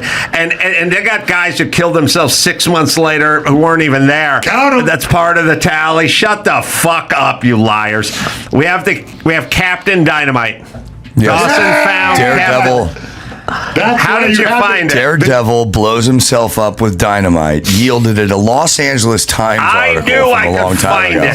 Then a new search for Captain Dynamite came up with this. This is why you are where you are. That's you right. are not giving up. I'm not giving up this. Never. Tenacious, this they quest. call him. That's right. Captain Dynamite, who I'm guessing is the guy wearing the captain's hat. Yeah. He dragged out his own coffin. He's got a green outfit. How pissed is this guy's wife? Every day he just blows It's the himself second up. base of a AAA game. It's probably set it up. Oh, wow. Hell yeah. That was worth it. I was worth it. You were. Look at Captain Dynamite stumbling around. Wow. I like the idea that Captain Dynamite wears a helmet, but not a full face helmet. It's like, come on, that's an extra $80. Oh, I would wear that jacket though for sure. Hey, oh wow. Hey, Captain, he looks like beef jerky. Did it hurt when it blew? See, I'm a little bit crazy. He can't hear anything. He can't hear shit. Did it hurt your ears when you think? Probably did that on purpose, not to hear his wife. Captain is meeting the players. He's meeting the fans. Doing some Captain. Hey, Captain Dynamite. It's so funny that you and Jason linked up because here's what, like you will not let go till we see Captain Dynamite. He's fight GSP and getting punched in the face and starts laughing. Oh, I didn't even know. that happened? His first UFC fight, GSP was beating the shit out of him, punching him, and he starts arguing with him. He starts laughing, and then the announcer Rogan goes, "Oh, Mayhem has retard strength." Like, oh, really? Yeah, on the broadcast, he says he has retard strength. Well, that's worth a dive on the internet. All right, man, it was a simpler time. What's our next story? Next story. Look, let's just jump right into, since everyone's having a hard time. Virginia high school track and field star's attempt to get into first place during a race last week led to an opponent to hit her with a baton, causing head injuries.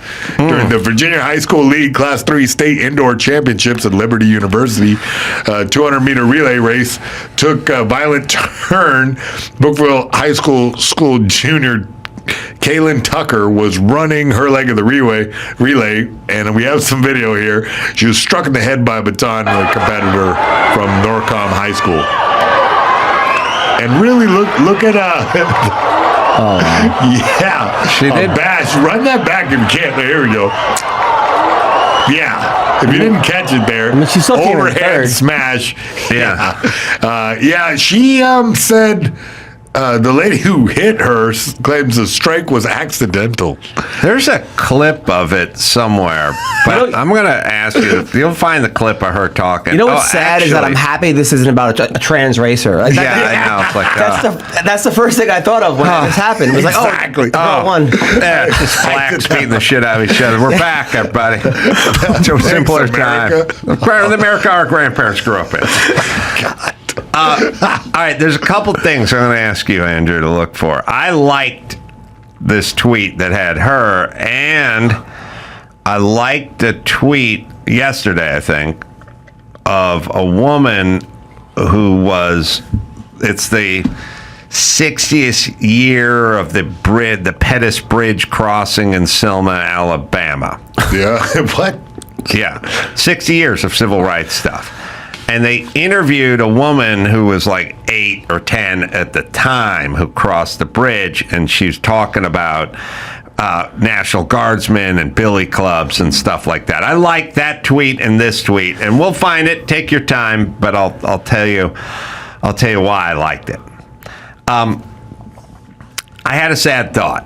You know, like the sad thoughts are like when you go to a ballpark and you buy a beer and it comes in a plastic bottle. And I would never buy a beer in a plastic bottle if I was sitting around at my house, but you have the plastic bottle because too many people threw the glass bottle out on the field.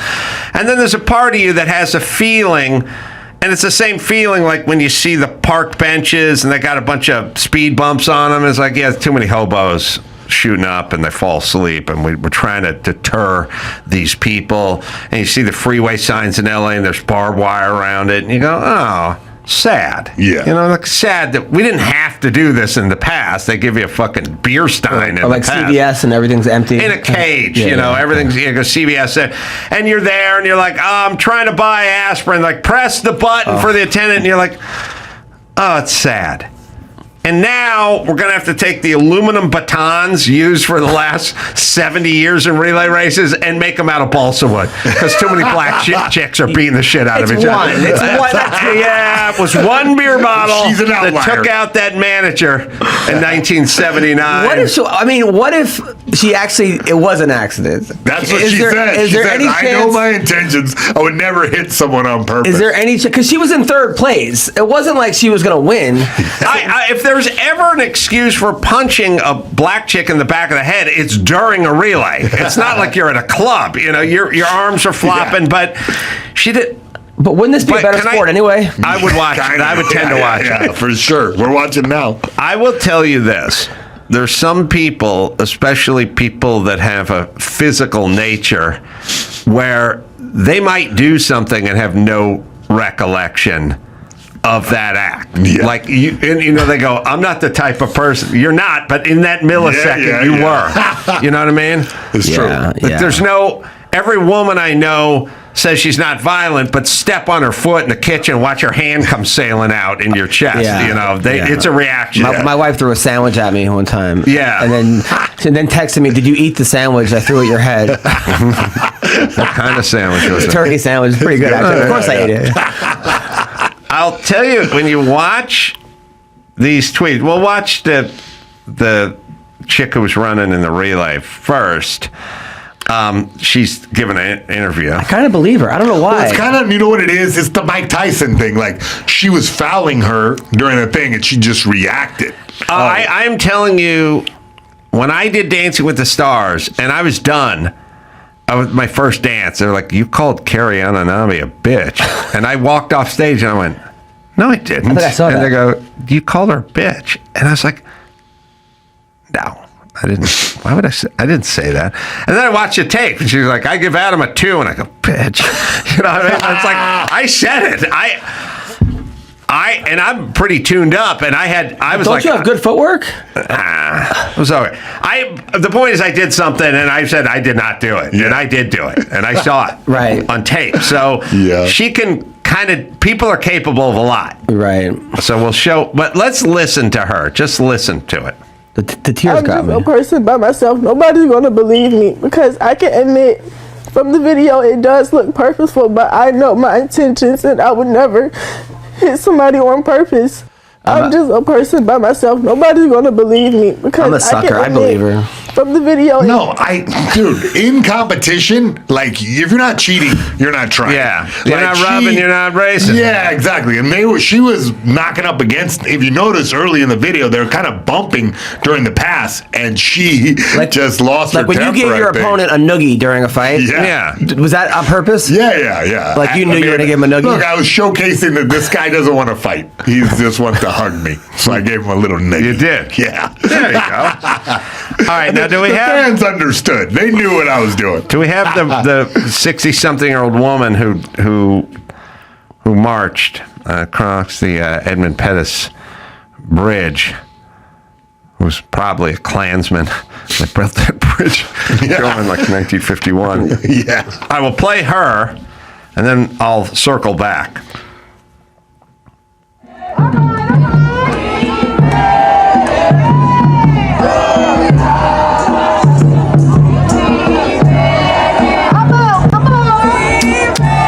What am I watching? Well, we're not watching whatever I asked for, I guess, is what I'm saying. That could have been 6 years ago. That's a 68-year-old woman talking about crossing the bridge with... oh, they're crossing the bridge again. Well, it's a 68-year-old woman talking about crossing the bridge and cops and billy clubs and stuff that I like to tweet. But whether it's the slide for life or the crossing of the bridge, if it doesn't resemble what I said at all, then it's probably not what I was asking for. You think he's doing this on purpose? Because it's kind of funny. It is funny. It is funny, but we'll find that. But again, it'll be whether it's human stick of dynamite or slide for life. It won't involve a ladder and five guys. It'll be as described. Dynamite, I'll have you know. Captain Dynamite. The human stick of dynamite needs a publicist because he is nowhere to be found on the internet. And yet, here's Captain Dynamite, just taking all the glory. All I know is ripping off the human stick of dynamite. He was. It's like Gallagher's brother. Yes, ripping off the genius of the pioneer. Well, I know they have this back there. Beloved Simpsons-inspired treehouse falls to bureaucratic bulldozers. Here's a story to make you shake your head. The cherished Simpsons-inspired treehouse, crafted by former Simpsons producer Rick Polizzi, has been demolished. We've been following it. The whimsical structure has been Sherman Oaks neighborhood favorite, bringing joys to countless families. Saw it in person before it died. I saw it. I was like, now the 7-year battle with the city officials is over. Why can't he have it? Because can he have it? Well, he lives in Los Angeles. He didn't ask permission to build it. I mean, seriously? It's his backyard, no? It's been 24 years ago. He didn't have a permit for it. And here in California, that's a death sentence.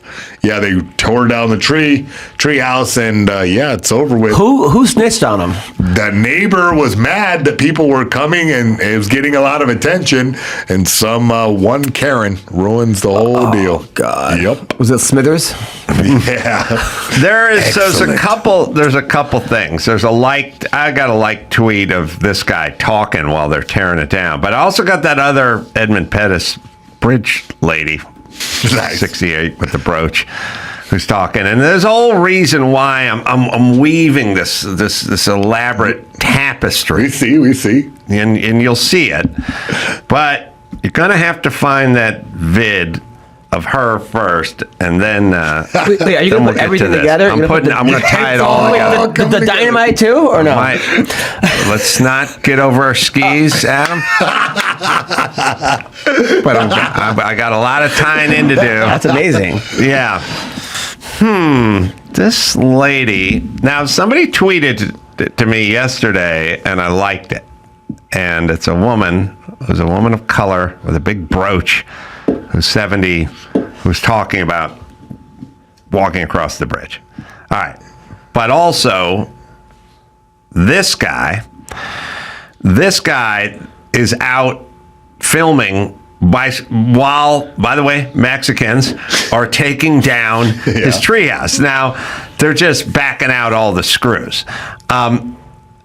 The most dangerous thing you could do at this point with this treehouse is try to demolish it. Like, these guys are standing out there, reaching over their head, taking a floor down above me. Like, if you want to get someone hurt, tell them to take this treehouse down. Yeah. It's ironic that LA just burned to the ground, and there's thousands of structures, and this is their focus. Yeah. Their focus is this taxpayer and his tree house.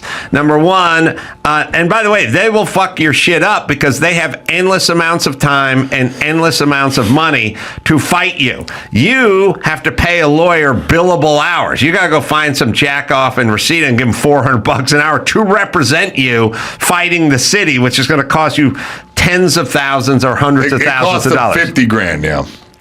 $50,000, and now he's paying to take it down. Exactly, yeah. Also, if you're in fact homeless and you like to build a 2-story plywood with shelter with visqueen on city property, by the way, on a sidewalk or the LA River, no problemo. Yeah. Sid's got no thoughts about you. Mm-hmm. You who is a junkie who does not pay taxes, you may build as much shit as you want along the highways and the byways here in Southern California. But you who worked for The Simpsons and pays your property taxes and has paid in millions of tax dollars are not allowed to build something at your own expense that the kids in the neighborhood enjoy. And all the joy he's brought to people from The Simpsons over the years. Yes. You know.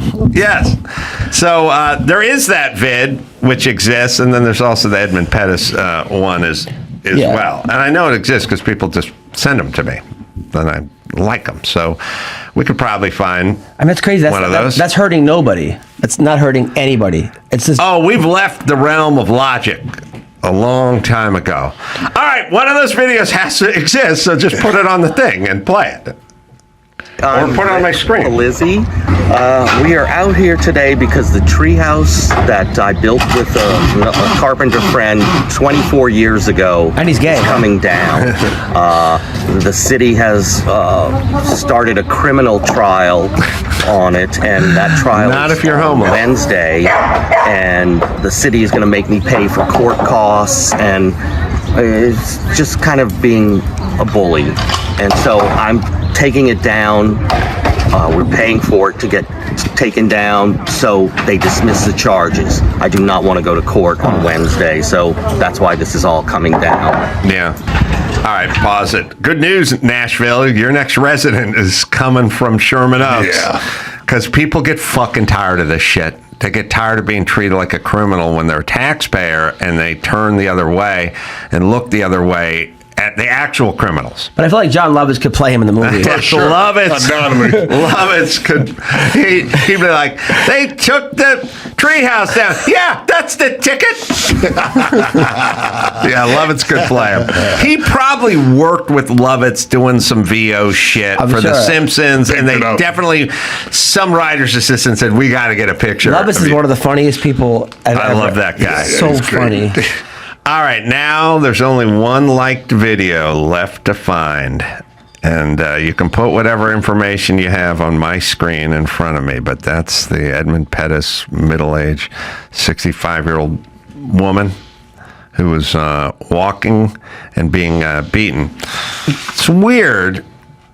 Oh, well, I know you're 5 days into my liked tweets, but this is from yesterday, so it's possible. Maybe. Is it possible I didn't like it? Dawson, you ever see this vid? Yeah, maybe not. Maybe you clicked it twice. Yeah, maybe I clicked it twice. Maybe I screwed that. If I would have liked it, it was from yesterday. If not from yesterday, then it means I missed it. Or I looked at it, but I didn't like it. But it was from Fox News yesterday. Dawson, you find it. Well, 68-year-old woman, Edmund Pettis, saying she was there. And then I'll tie it all together. We'll find it. All right. Go ahead. Well, in the meantime, there's a heated controversy unfolding in San Francisco, where local spa's decision to implement a phallus-free policy has ignited passionate discussions about inclusivity, women's rights, and the boundaries of gender identity. This is called bitten by your own snake. They invent this shit, and then at some point, it all comes for them. Yeah, but it's a Russian spa, though, so that's why she's not having it. Yeah, spa in question, known for women's-only spaces, have recently come under fire for enforcing a policy that excludes individuals with male genitalia regardless of their gender identity. This move has been both lauded and criticized, reflecting the complex and often contentious nature of gender politics today.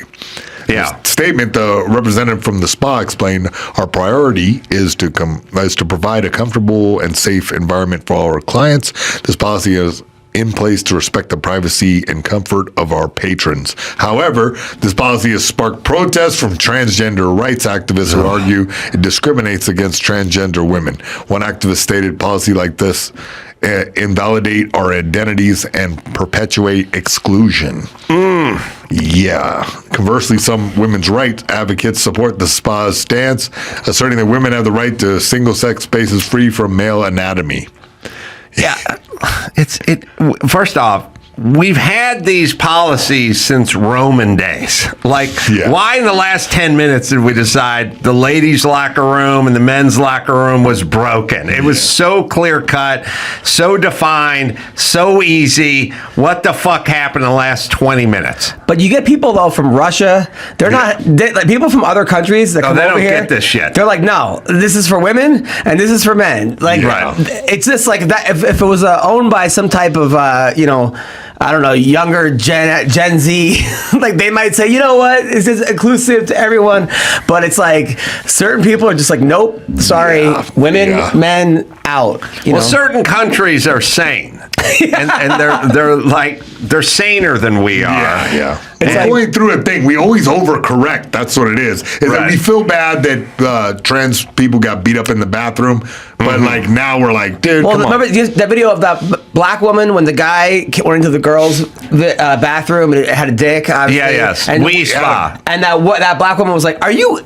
and went crazy. Like you can't convince a black woman that's okay. Yeah. It's especially not a sassy the term is called from the mouth of babes, but it should be from the mouth of blacks, because they just say what it is. That dude's got a dick. What's he doing? And all the Karens are like, well, you can't say what he. What are you talking about? His cock swinging around. Like they literally just go, here's what's happening. I'm black. I'm gonna tell you exactly what's happening. I'm not gonna pretend I'm in your weird fucking cult. I was with my daughter and her little friend who's black and their mom, and some girl scratched my daughter. It was like those big Lego blocks, and the woman comes over with me and goes, if your daughter doesn't apologize, I'm gonna bop you on the head with a Lego block. Wow.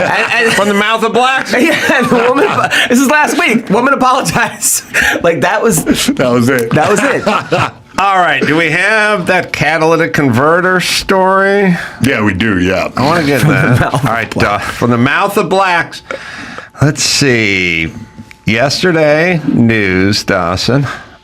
It's on Fox. I'm going through Fox News. I'm going through all of their articles, and but not an article, right? I'm going through all of their stories that they have videos on. Okay, the videos. Yeah. Well, I'm sorry, but if you say articles, I think it's an article. I'm not seeing. I'm not seeing it yet. Not that story of the 60th year, huh? Of the Edmund Pettis thing? I know, and as I search for those terms, Bloody Sunday, Edmund Pettis, the stories that are, the first ones that are coming up are from 2015. Oh. They don't have any stories on the search from 2025. Oh, we'll do a 60th anniversary. I feel like I'm at a strip club right now, and he's going to say, now dancing on the main stage. Do 60th anniversary. That'll narrow it down, because that can't be 10 years ago. All right, sorry. In the meantime, two murder suspects who allegedly killed a Good Samaritan in Los Angeles County while he was attempting to stop them from stealing his neighbor's catalytic converter were in the country illegally and have lengthy criminal records. Yeah, so we're a sanctuary city. Yeah. So we got a bunch of people that aren't supposed to be here, and we won't deport them, and also we won't lock them up. These guys have been arrested like 13, 14, 15 times. Robin Alice, a Guatemalan national, has been arrested at least 15 times in the last few years in the county, predominantly on gun charges, grand theft, burglary, drug charges. Listen, It's in amazing. the name of equity, first off, I thought you guys hated guns. Don't you hate guns? Yeah, well, then what about guys with guns who get arrested? Don't you want them incarcerated? Could you imagine if you were the wife or the kids of this guy who, when you walk outside because you hear a guy fire up a Sawzall 3:30 in the morning and wants to know what's going on, just gets shot dead, and the people that shot him dead have been arrested 15 times and aren't supposed to be in this fucking country in the first place, but because it's a sanctuary city, we'll never do anything with them except for push them back on the streets. And by the way, then you people start getting this Tom Homan's trying to round up school-age kids and Selena put them in a Gomez is wagon. crying. And Selena Gomez, any tears for the guy who got shot by these two, you fucking bitch? Yeah, Jesus I think Christ. the word sanctuary, it invokes the fact that there are a lot of like people who, they illegally cross, but now live like a good life, and there's that's some who we of want to give those sanctuary people. to. But then these guys have been busted, multiple grand theft arrests, mostly for stealing catalytic converters. He's already done this. Past charges for DUIs, conspiracy, felon, possession of gun, possession of burglary tools, possession of meth, possession of stolen property, and felony hit and run during a police pursuit. These guys are so bad. This guy's a bad guy, and we knew he's a bad guy. He's doing bad stuff. Never got his stuff together, and never got deported. So now he killed. Allegedly these two guys killed Good Samaritan. It's a damn shame. All right, there is a vid I know we have Nithya Raman, who's the city councilman, because we've looked at this dingbats video a few times. She's a councilwoman. She went to Harvard, everybody. She went to Harvard. Yeah. She went to Harvard, and she has a big swath, maybe where you live. I read that her place was from like Silver Lake to Reseda. And this person has thoughts about catalytic converters. By the way, these are the second guy killed. There was that actor who was bartending in downtown, and he came out, and someone was stealing catalytic converters, and he got shot dead. So at a certain point, people are dying because of this catalytic converter problem that we're having. Yeah, Johnny Wachter, who was an actor who walked out after his bartending at 2 a.m. He got shot dead. So people are dying now because people are stealing catalytic converters. But let's see. All the time, because my Ring, just like, you have like that Ring app, all the people too talk about how they got their catalytic converter. All right, but Nithya Ram's got a solution to it. Not take illegals and lock them up who are doing this repeatedly. That wouldn't be the way to do it. She's got another angle on it. Here it is. In this case, I think one of the things that really infuriates me is that we have a company, the Prius, Toyota, who makes the Prius, that essentially has a device on their cars, which is super easy to remove. Oh, God. It's basically the value of a MacBook, right? That is put in a place that is incredibly easy to access in your car. And then the thefts related to this issue have essentially all of the costs of that are given to us to bear instead of them having to manufacture a car that actually is not so easy to be stolen. That is the dumbest argument. She went to sexy Harvard. Priuses were asking for it wearing those tight leggings. They act like as if they didn't have meth, gun, other charges before that. Like as if they even made a solution to that, they wouldn't go on to the next crime that they can commit. Yeah. By the way, so easy to be stolen. It's welded into the it's middle hard as of shit. the You car. well, you never jacked up the Prius and got up under there with the skill saw. It's not a skill saw, but I know what you're saying. Although skill probably makes a bayonet saw, which you're thinking about. Yeah, you just need a floor jack and a acetylene cutting rig and 2 guys, and it pops right out. Yeah. Like anytime you have to sawzall something out, it's not so easily to be stolen. But the problem is Toyota, not the person doing it. It's Toyota's the problem. If it wasn't for Toyota, this guy would be alive. It's like, come on. Can you believe gymnastics? This fucking dope went to Harvard. I know. But by the way, what are they teaching in Harvard? Number one. And then number 2, her plan is to blame Toyota for a component that is welded into the center bottom of the car. That's her plan. I mean, I feel like that's an argument that a lawyer makes when he knows there's like 19 ways that the person committed murder. Your Honor, and you're just trying to throw. So easy to steal that. How can you expect them not to steal that? Well, look, if this bitch was wearing her backpack and walking down the street, it's real easy to knock her over and take her backpack.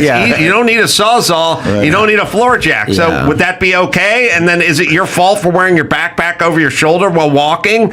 Like, stealing Nithya Raman's backpack would be super easy. Just come up behind her, smack her in the back of the head with that baton that chick used in the relay, and then just take her backpack. Yeah, just run right across. That would be her fault for wearing the backpack outside. Super easy to take. And by the way, she said the value of a MacBook Pro that could be in the backpack. So what are you flaunting it for, bitch? It's your fault. I mean, I'd like to think that people like the guys that are for transgenders in women's sports are people that just never played a contact sport, so they just have no. So then I go, okay, this person just never did that. That's why they're thinking that. But this person has lived. I mean, so either she has been prep school her whole life, Harvard, and then now lives in this gated community. Because, or how else do you find? No idea. I don't know how you get to the mental gymnastics it takes to go, hey, it's the Prius's fault for getting stolen. Okay, well, here's what I'm saying. I want to hear her one more time. That poor Dawson can't find that clip. Damn. I'll find it right after the show, but I want to hear her one more time. Okay, now we got 2 dead people. Yeah. Because people are stealing these things, at least. So maybe I'll have it your way. It's Toyota's fault. I don't think Toyota's budging on this one. I think they're just making their cars and sending them here. If they're sending them to Sodom and Gomorrah, they're not responsible for that. Yeah. Well, Kia, and they had a similar thing because it's super easy just to jimmy it with the, Go online and steal the car. Exactly. You're still dealing with a problem of thieves. Exactly. Yeah. All right, here it is. Super easy. One more time. In this case, I think one of the things that really infuriates me is that we have a company, the Prius. She's a socialist, by the way, so she blames Toyota. Prius, that essentially has a device on their cars, which is super easy to remove. It's basically the value of a MacBook, right? That is put in a place that is incredibly easy to access in your car.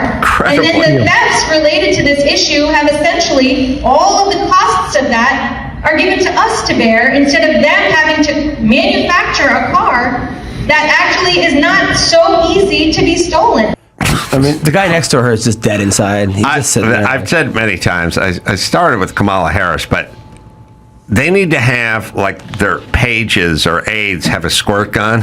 And so if I start rambling on something retarded, just fucking hit me. Like when the cat jumps on the sofa, just, you know what I mean? Just, you know what? Just get me moving on to something that makes sense, because I sound like an insane, rambling, retarded person at this point. Super soaker. Well, but usually you see these people make these arguments on the internet, and you've never seen them in real life. Yeah, right. Like, it's just like they have an avatar or something. She got voted in, people. They voted her in. They voted this destructive socialist. And by the way, do you want to know why LA's a piece of shit? Her and her friends. Well, it's because the ballots. You get the ballots, and there's like 30 people, and then they give you 3 things they're for. And so you don't really know who you're voting for. Well, here's what I yell every time when I talk about this dumb shit over here.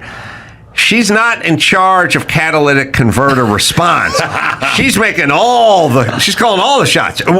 She was calling COVID shots 5 years ago, right? Wow. Her and her dumb bitch friends are calling COVID shots. Yeah. So we're fucked on every policy because she's taking this insane 10-cent socialist head of hers and directing it toward.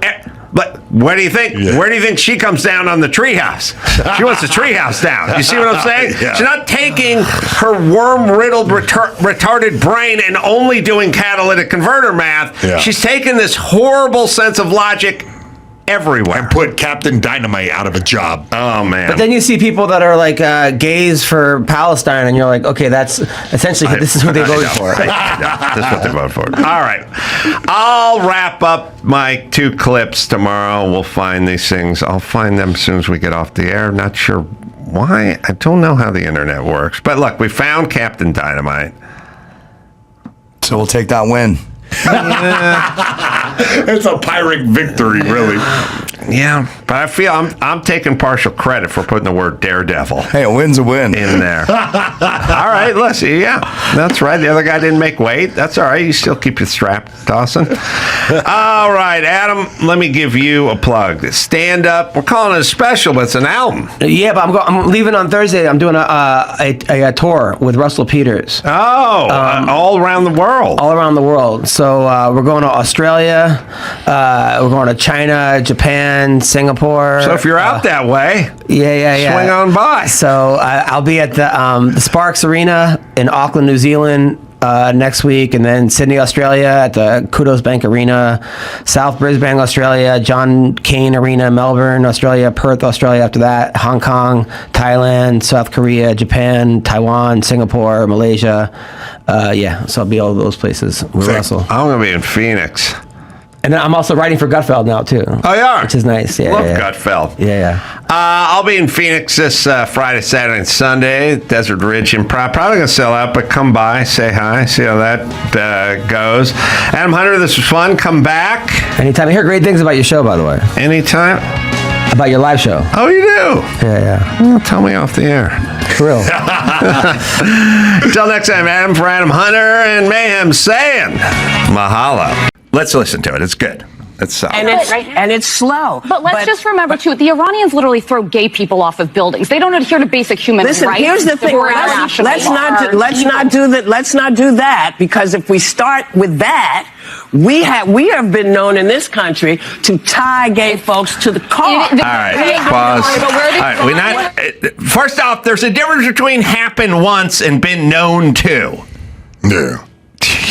Do you know what I mean? Like, dirigibles from Germany have been known to catch on fire. Well, that was the Hindenburg, but it's not the Goodyear blimp. That goes to every major college stadium every week without incident. So, but something happened. But it's not known. Less Nazis on the Goodyear blimp, as far as I know, right? Less of the brown shirts on the Goodyear blimp. Yeah. Okay, so she says in their culture, they throw gay people off the roof. Whoopi says one time, one thing happened 31 years ago here, and then tries to turn it into some sort of universal experience. All right, so already retarded point number one. But also, what are you arguing, Whoopi? Like, what's your thesis? I think she's just making her paycheck, isn't it? Because this is what that show is. I've watched clips of The View. Probably this is maybe the 5th one I've ever watched. It's a group of people sitting around a table whinging about things, isn't it? This is the gossip table. This is what it is. So she's just making her paycheck. You know, she has to provide a counter argument to anything that's said by a guest on it. I guess, but it's not even a guest. That the woman is another View member. Is that a permanent member of the Yeah, she's just sort of saying, look, okay, by the way, people stop arguing this all the time. Okay, Iran is worse than the United States in terms of being a gay citizen. Okay, that's all. Right. Can we agree or disagree on this? Okay, Whoopi, if you had a gay son, which country would you rather to live in? Yeah. Him be raised in Iran or raised in the United States? Answer yes or no. Which, by the way, would have been a great counterpoint. They wouldn't work on her because she. All right, here we go. Hey, Dawson, man the button here because we're going to do a lot of this. Sorry. Yeah. Okay. hanging black people. So let's All right, sorry, I got to run. She's saying hanging. All right, well, we'll go back 10 seconds. But yeah, we're going to have to bump back 10 if we can, and then we'll just do it that way. But here we go. I'm sorry. They used to just keep hanging black people. So It is not even the same. I couldn't step Oh foot no! during this. Wait! That's not what you mean to say. It is the same. No, it's not. The year All right, pause it. It's not what you mean to say. She's saying it's not the same. It's not the same. Yes, black people. Yes, were lynched. Now they're not. It's not the same. That's not what you mean to say. Yeah, I think it's what she means to say, don't you? Mm-hmm. What happened to Whoopi? What's going on with her brain? It's ridiculous. I think comparing apples to oranges is a bit of a strange. I agree. All right, keep Why is going. she defending Iran? She doesn't like this country. Yeah. That's the problem. It's not that she likes Iran, and it's not that she's defending Iran. Right. She doesn't like this country. And the reason I'm so keen on this is because I grew up with these people where they go, look, I love this country. I want the best for this country. I'm very patriotic. But you have to understand what we did to those Indians during the Trail of Tears March. And it's like, how come everything is but how much you hate this country? It's like, Right. no one can ever go, I'm an angry old cunt and I don't really like fucking anything, but I'm really mad at my dad who abandoned me. Right. And now I'm mad at this country. But instead they go, no, I love it. This is the best country in the world. And then they go right into, okay, here's Whoopi. Keep going. The United States is nothing like if I step foot wearing this outfit into Toronto and killed for I'm sorry. Listen, I can't have my hair short. Show is so bad. I can't have my arms Understood. out. I'm telling you, as I literally said it was up to the Iranian people. Yes, it is up to them. and that's why I am saying that it is the same. Murdering someone for their difference is not good. Whoever does it, it's not good. Hold on, pause. These are fucking, I was going to say 10-cent thoughts, but they're like 5 cents. Yeah. Murdering somebody because they're different is not good. It's not, it's the opposite of, it's bad. It's never good. Okay,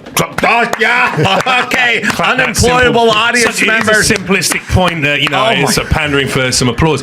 This is, I got to be honest, this is deeply frustrating to me, just watching this show. That 30 seconds has upset me. When you're laying in bed at night in a foreign country and you're enjoying a little bit of sunshine and it's a beachside resort and then a couple of mosquitoes are in the room.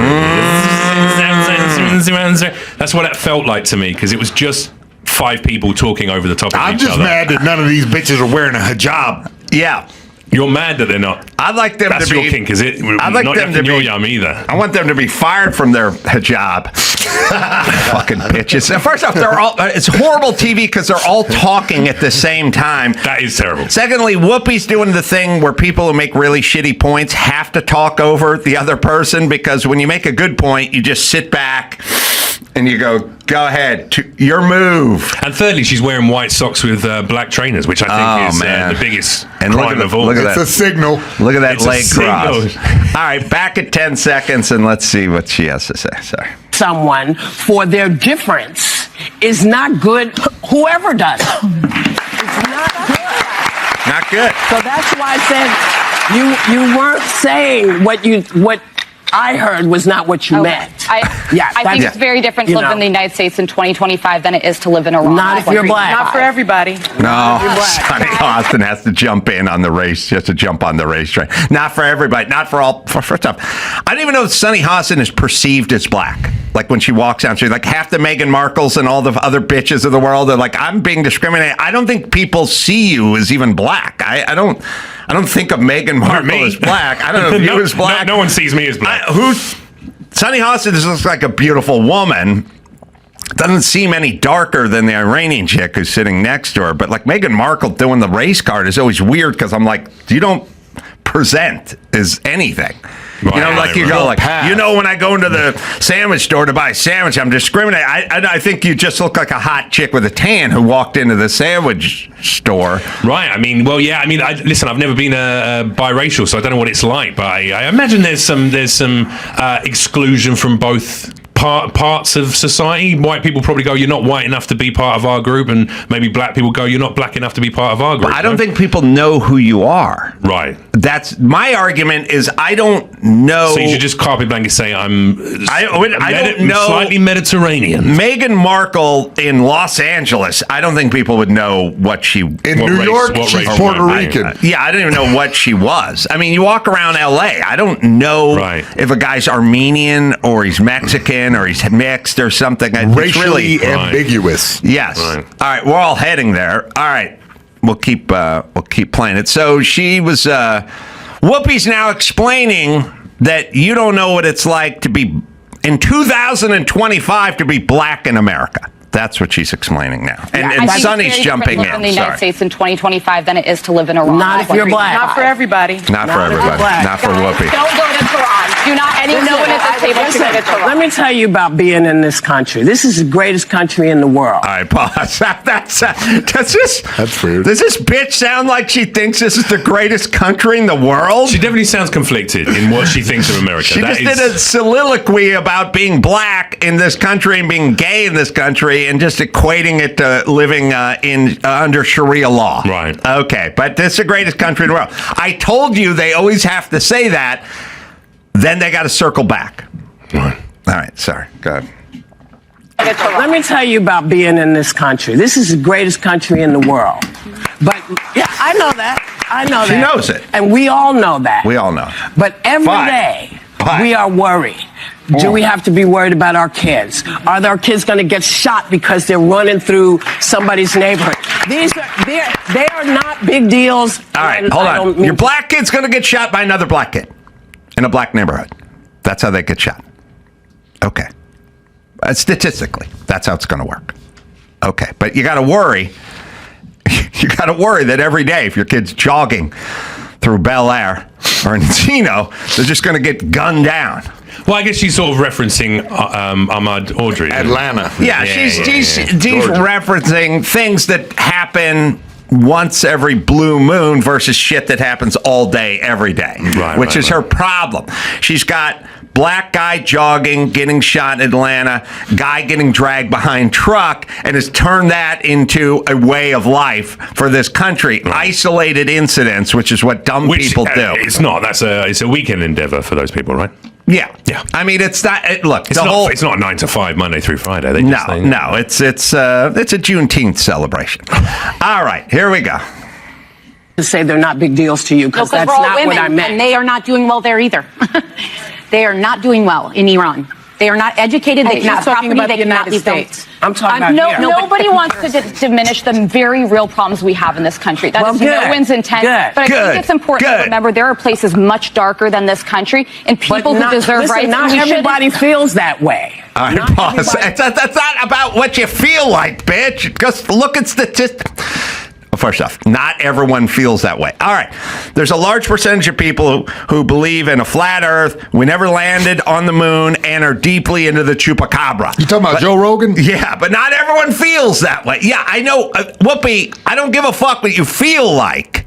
This is about what is, not what you feel like. But that's not an argument, but not everyone feels that way. Is this the whole show, by the way? Is this what the they whole do for the whole show? Because I thought I had a misconception of the view. I thought they just brought Jason Momoa on and talked about how hot he looked and things like that, and kind of what cocktails are you enjoying this summer? I thought that's what it was. Act 3, Momoa plays the ukulele. Right. But before that, it's hot political talk. I see. Not everyone. I think gays have it worse in Iran. Not everyone feels that way. Right. Dumb people don't feel that way.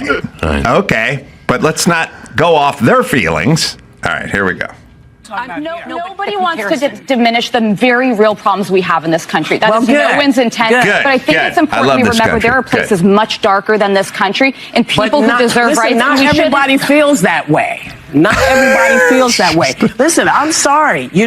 When you think about the fact that we got the vote in 1965, okay, they don't have free and fair elections in Iran. It's not even the same universe. They can't go out of their house. Yeah, but what about stuff that happened 60 years ago? There's no way I can make you understand. Let me try something. It's like try to reverse roles with a black person in this country, let's say, because I think that's what you're talking about. Yes. Just try to understand from their point of view. From that point of view, this country does not do them well. Does not go for them. I completely acknowledge that.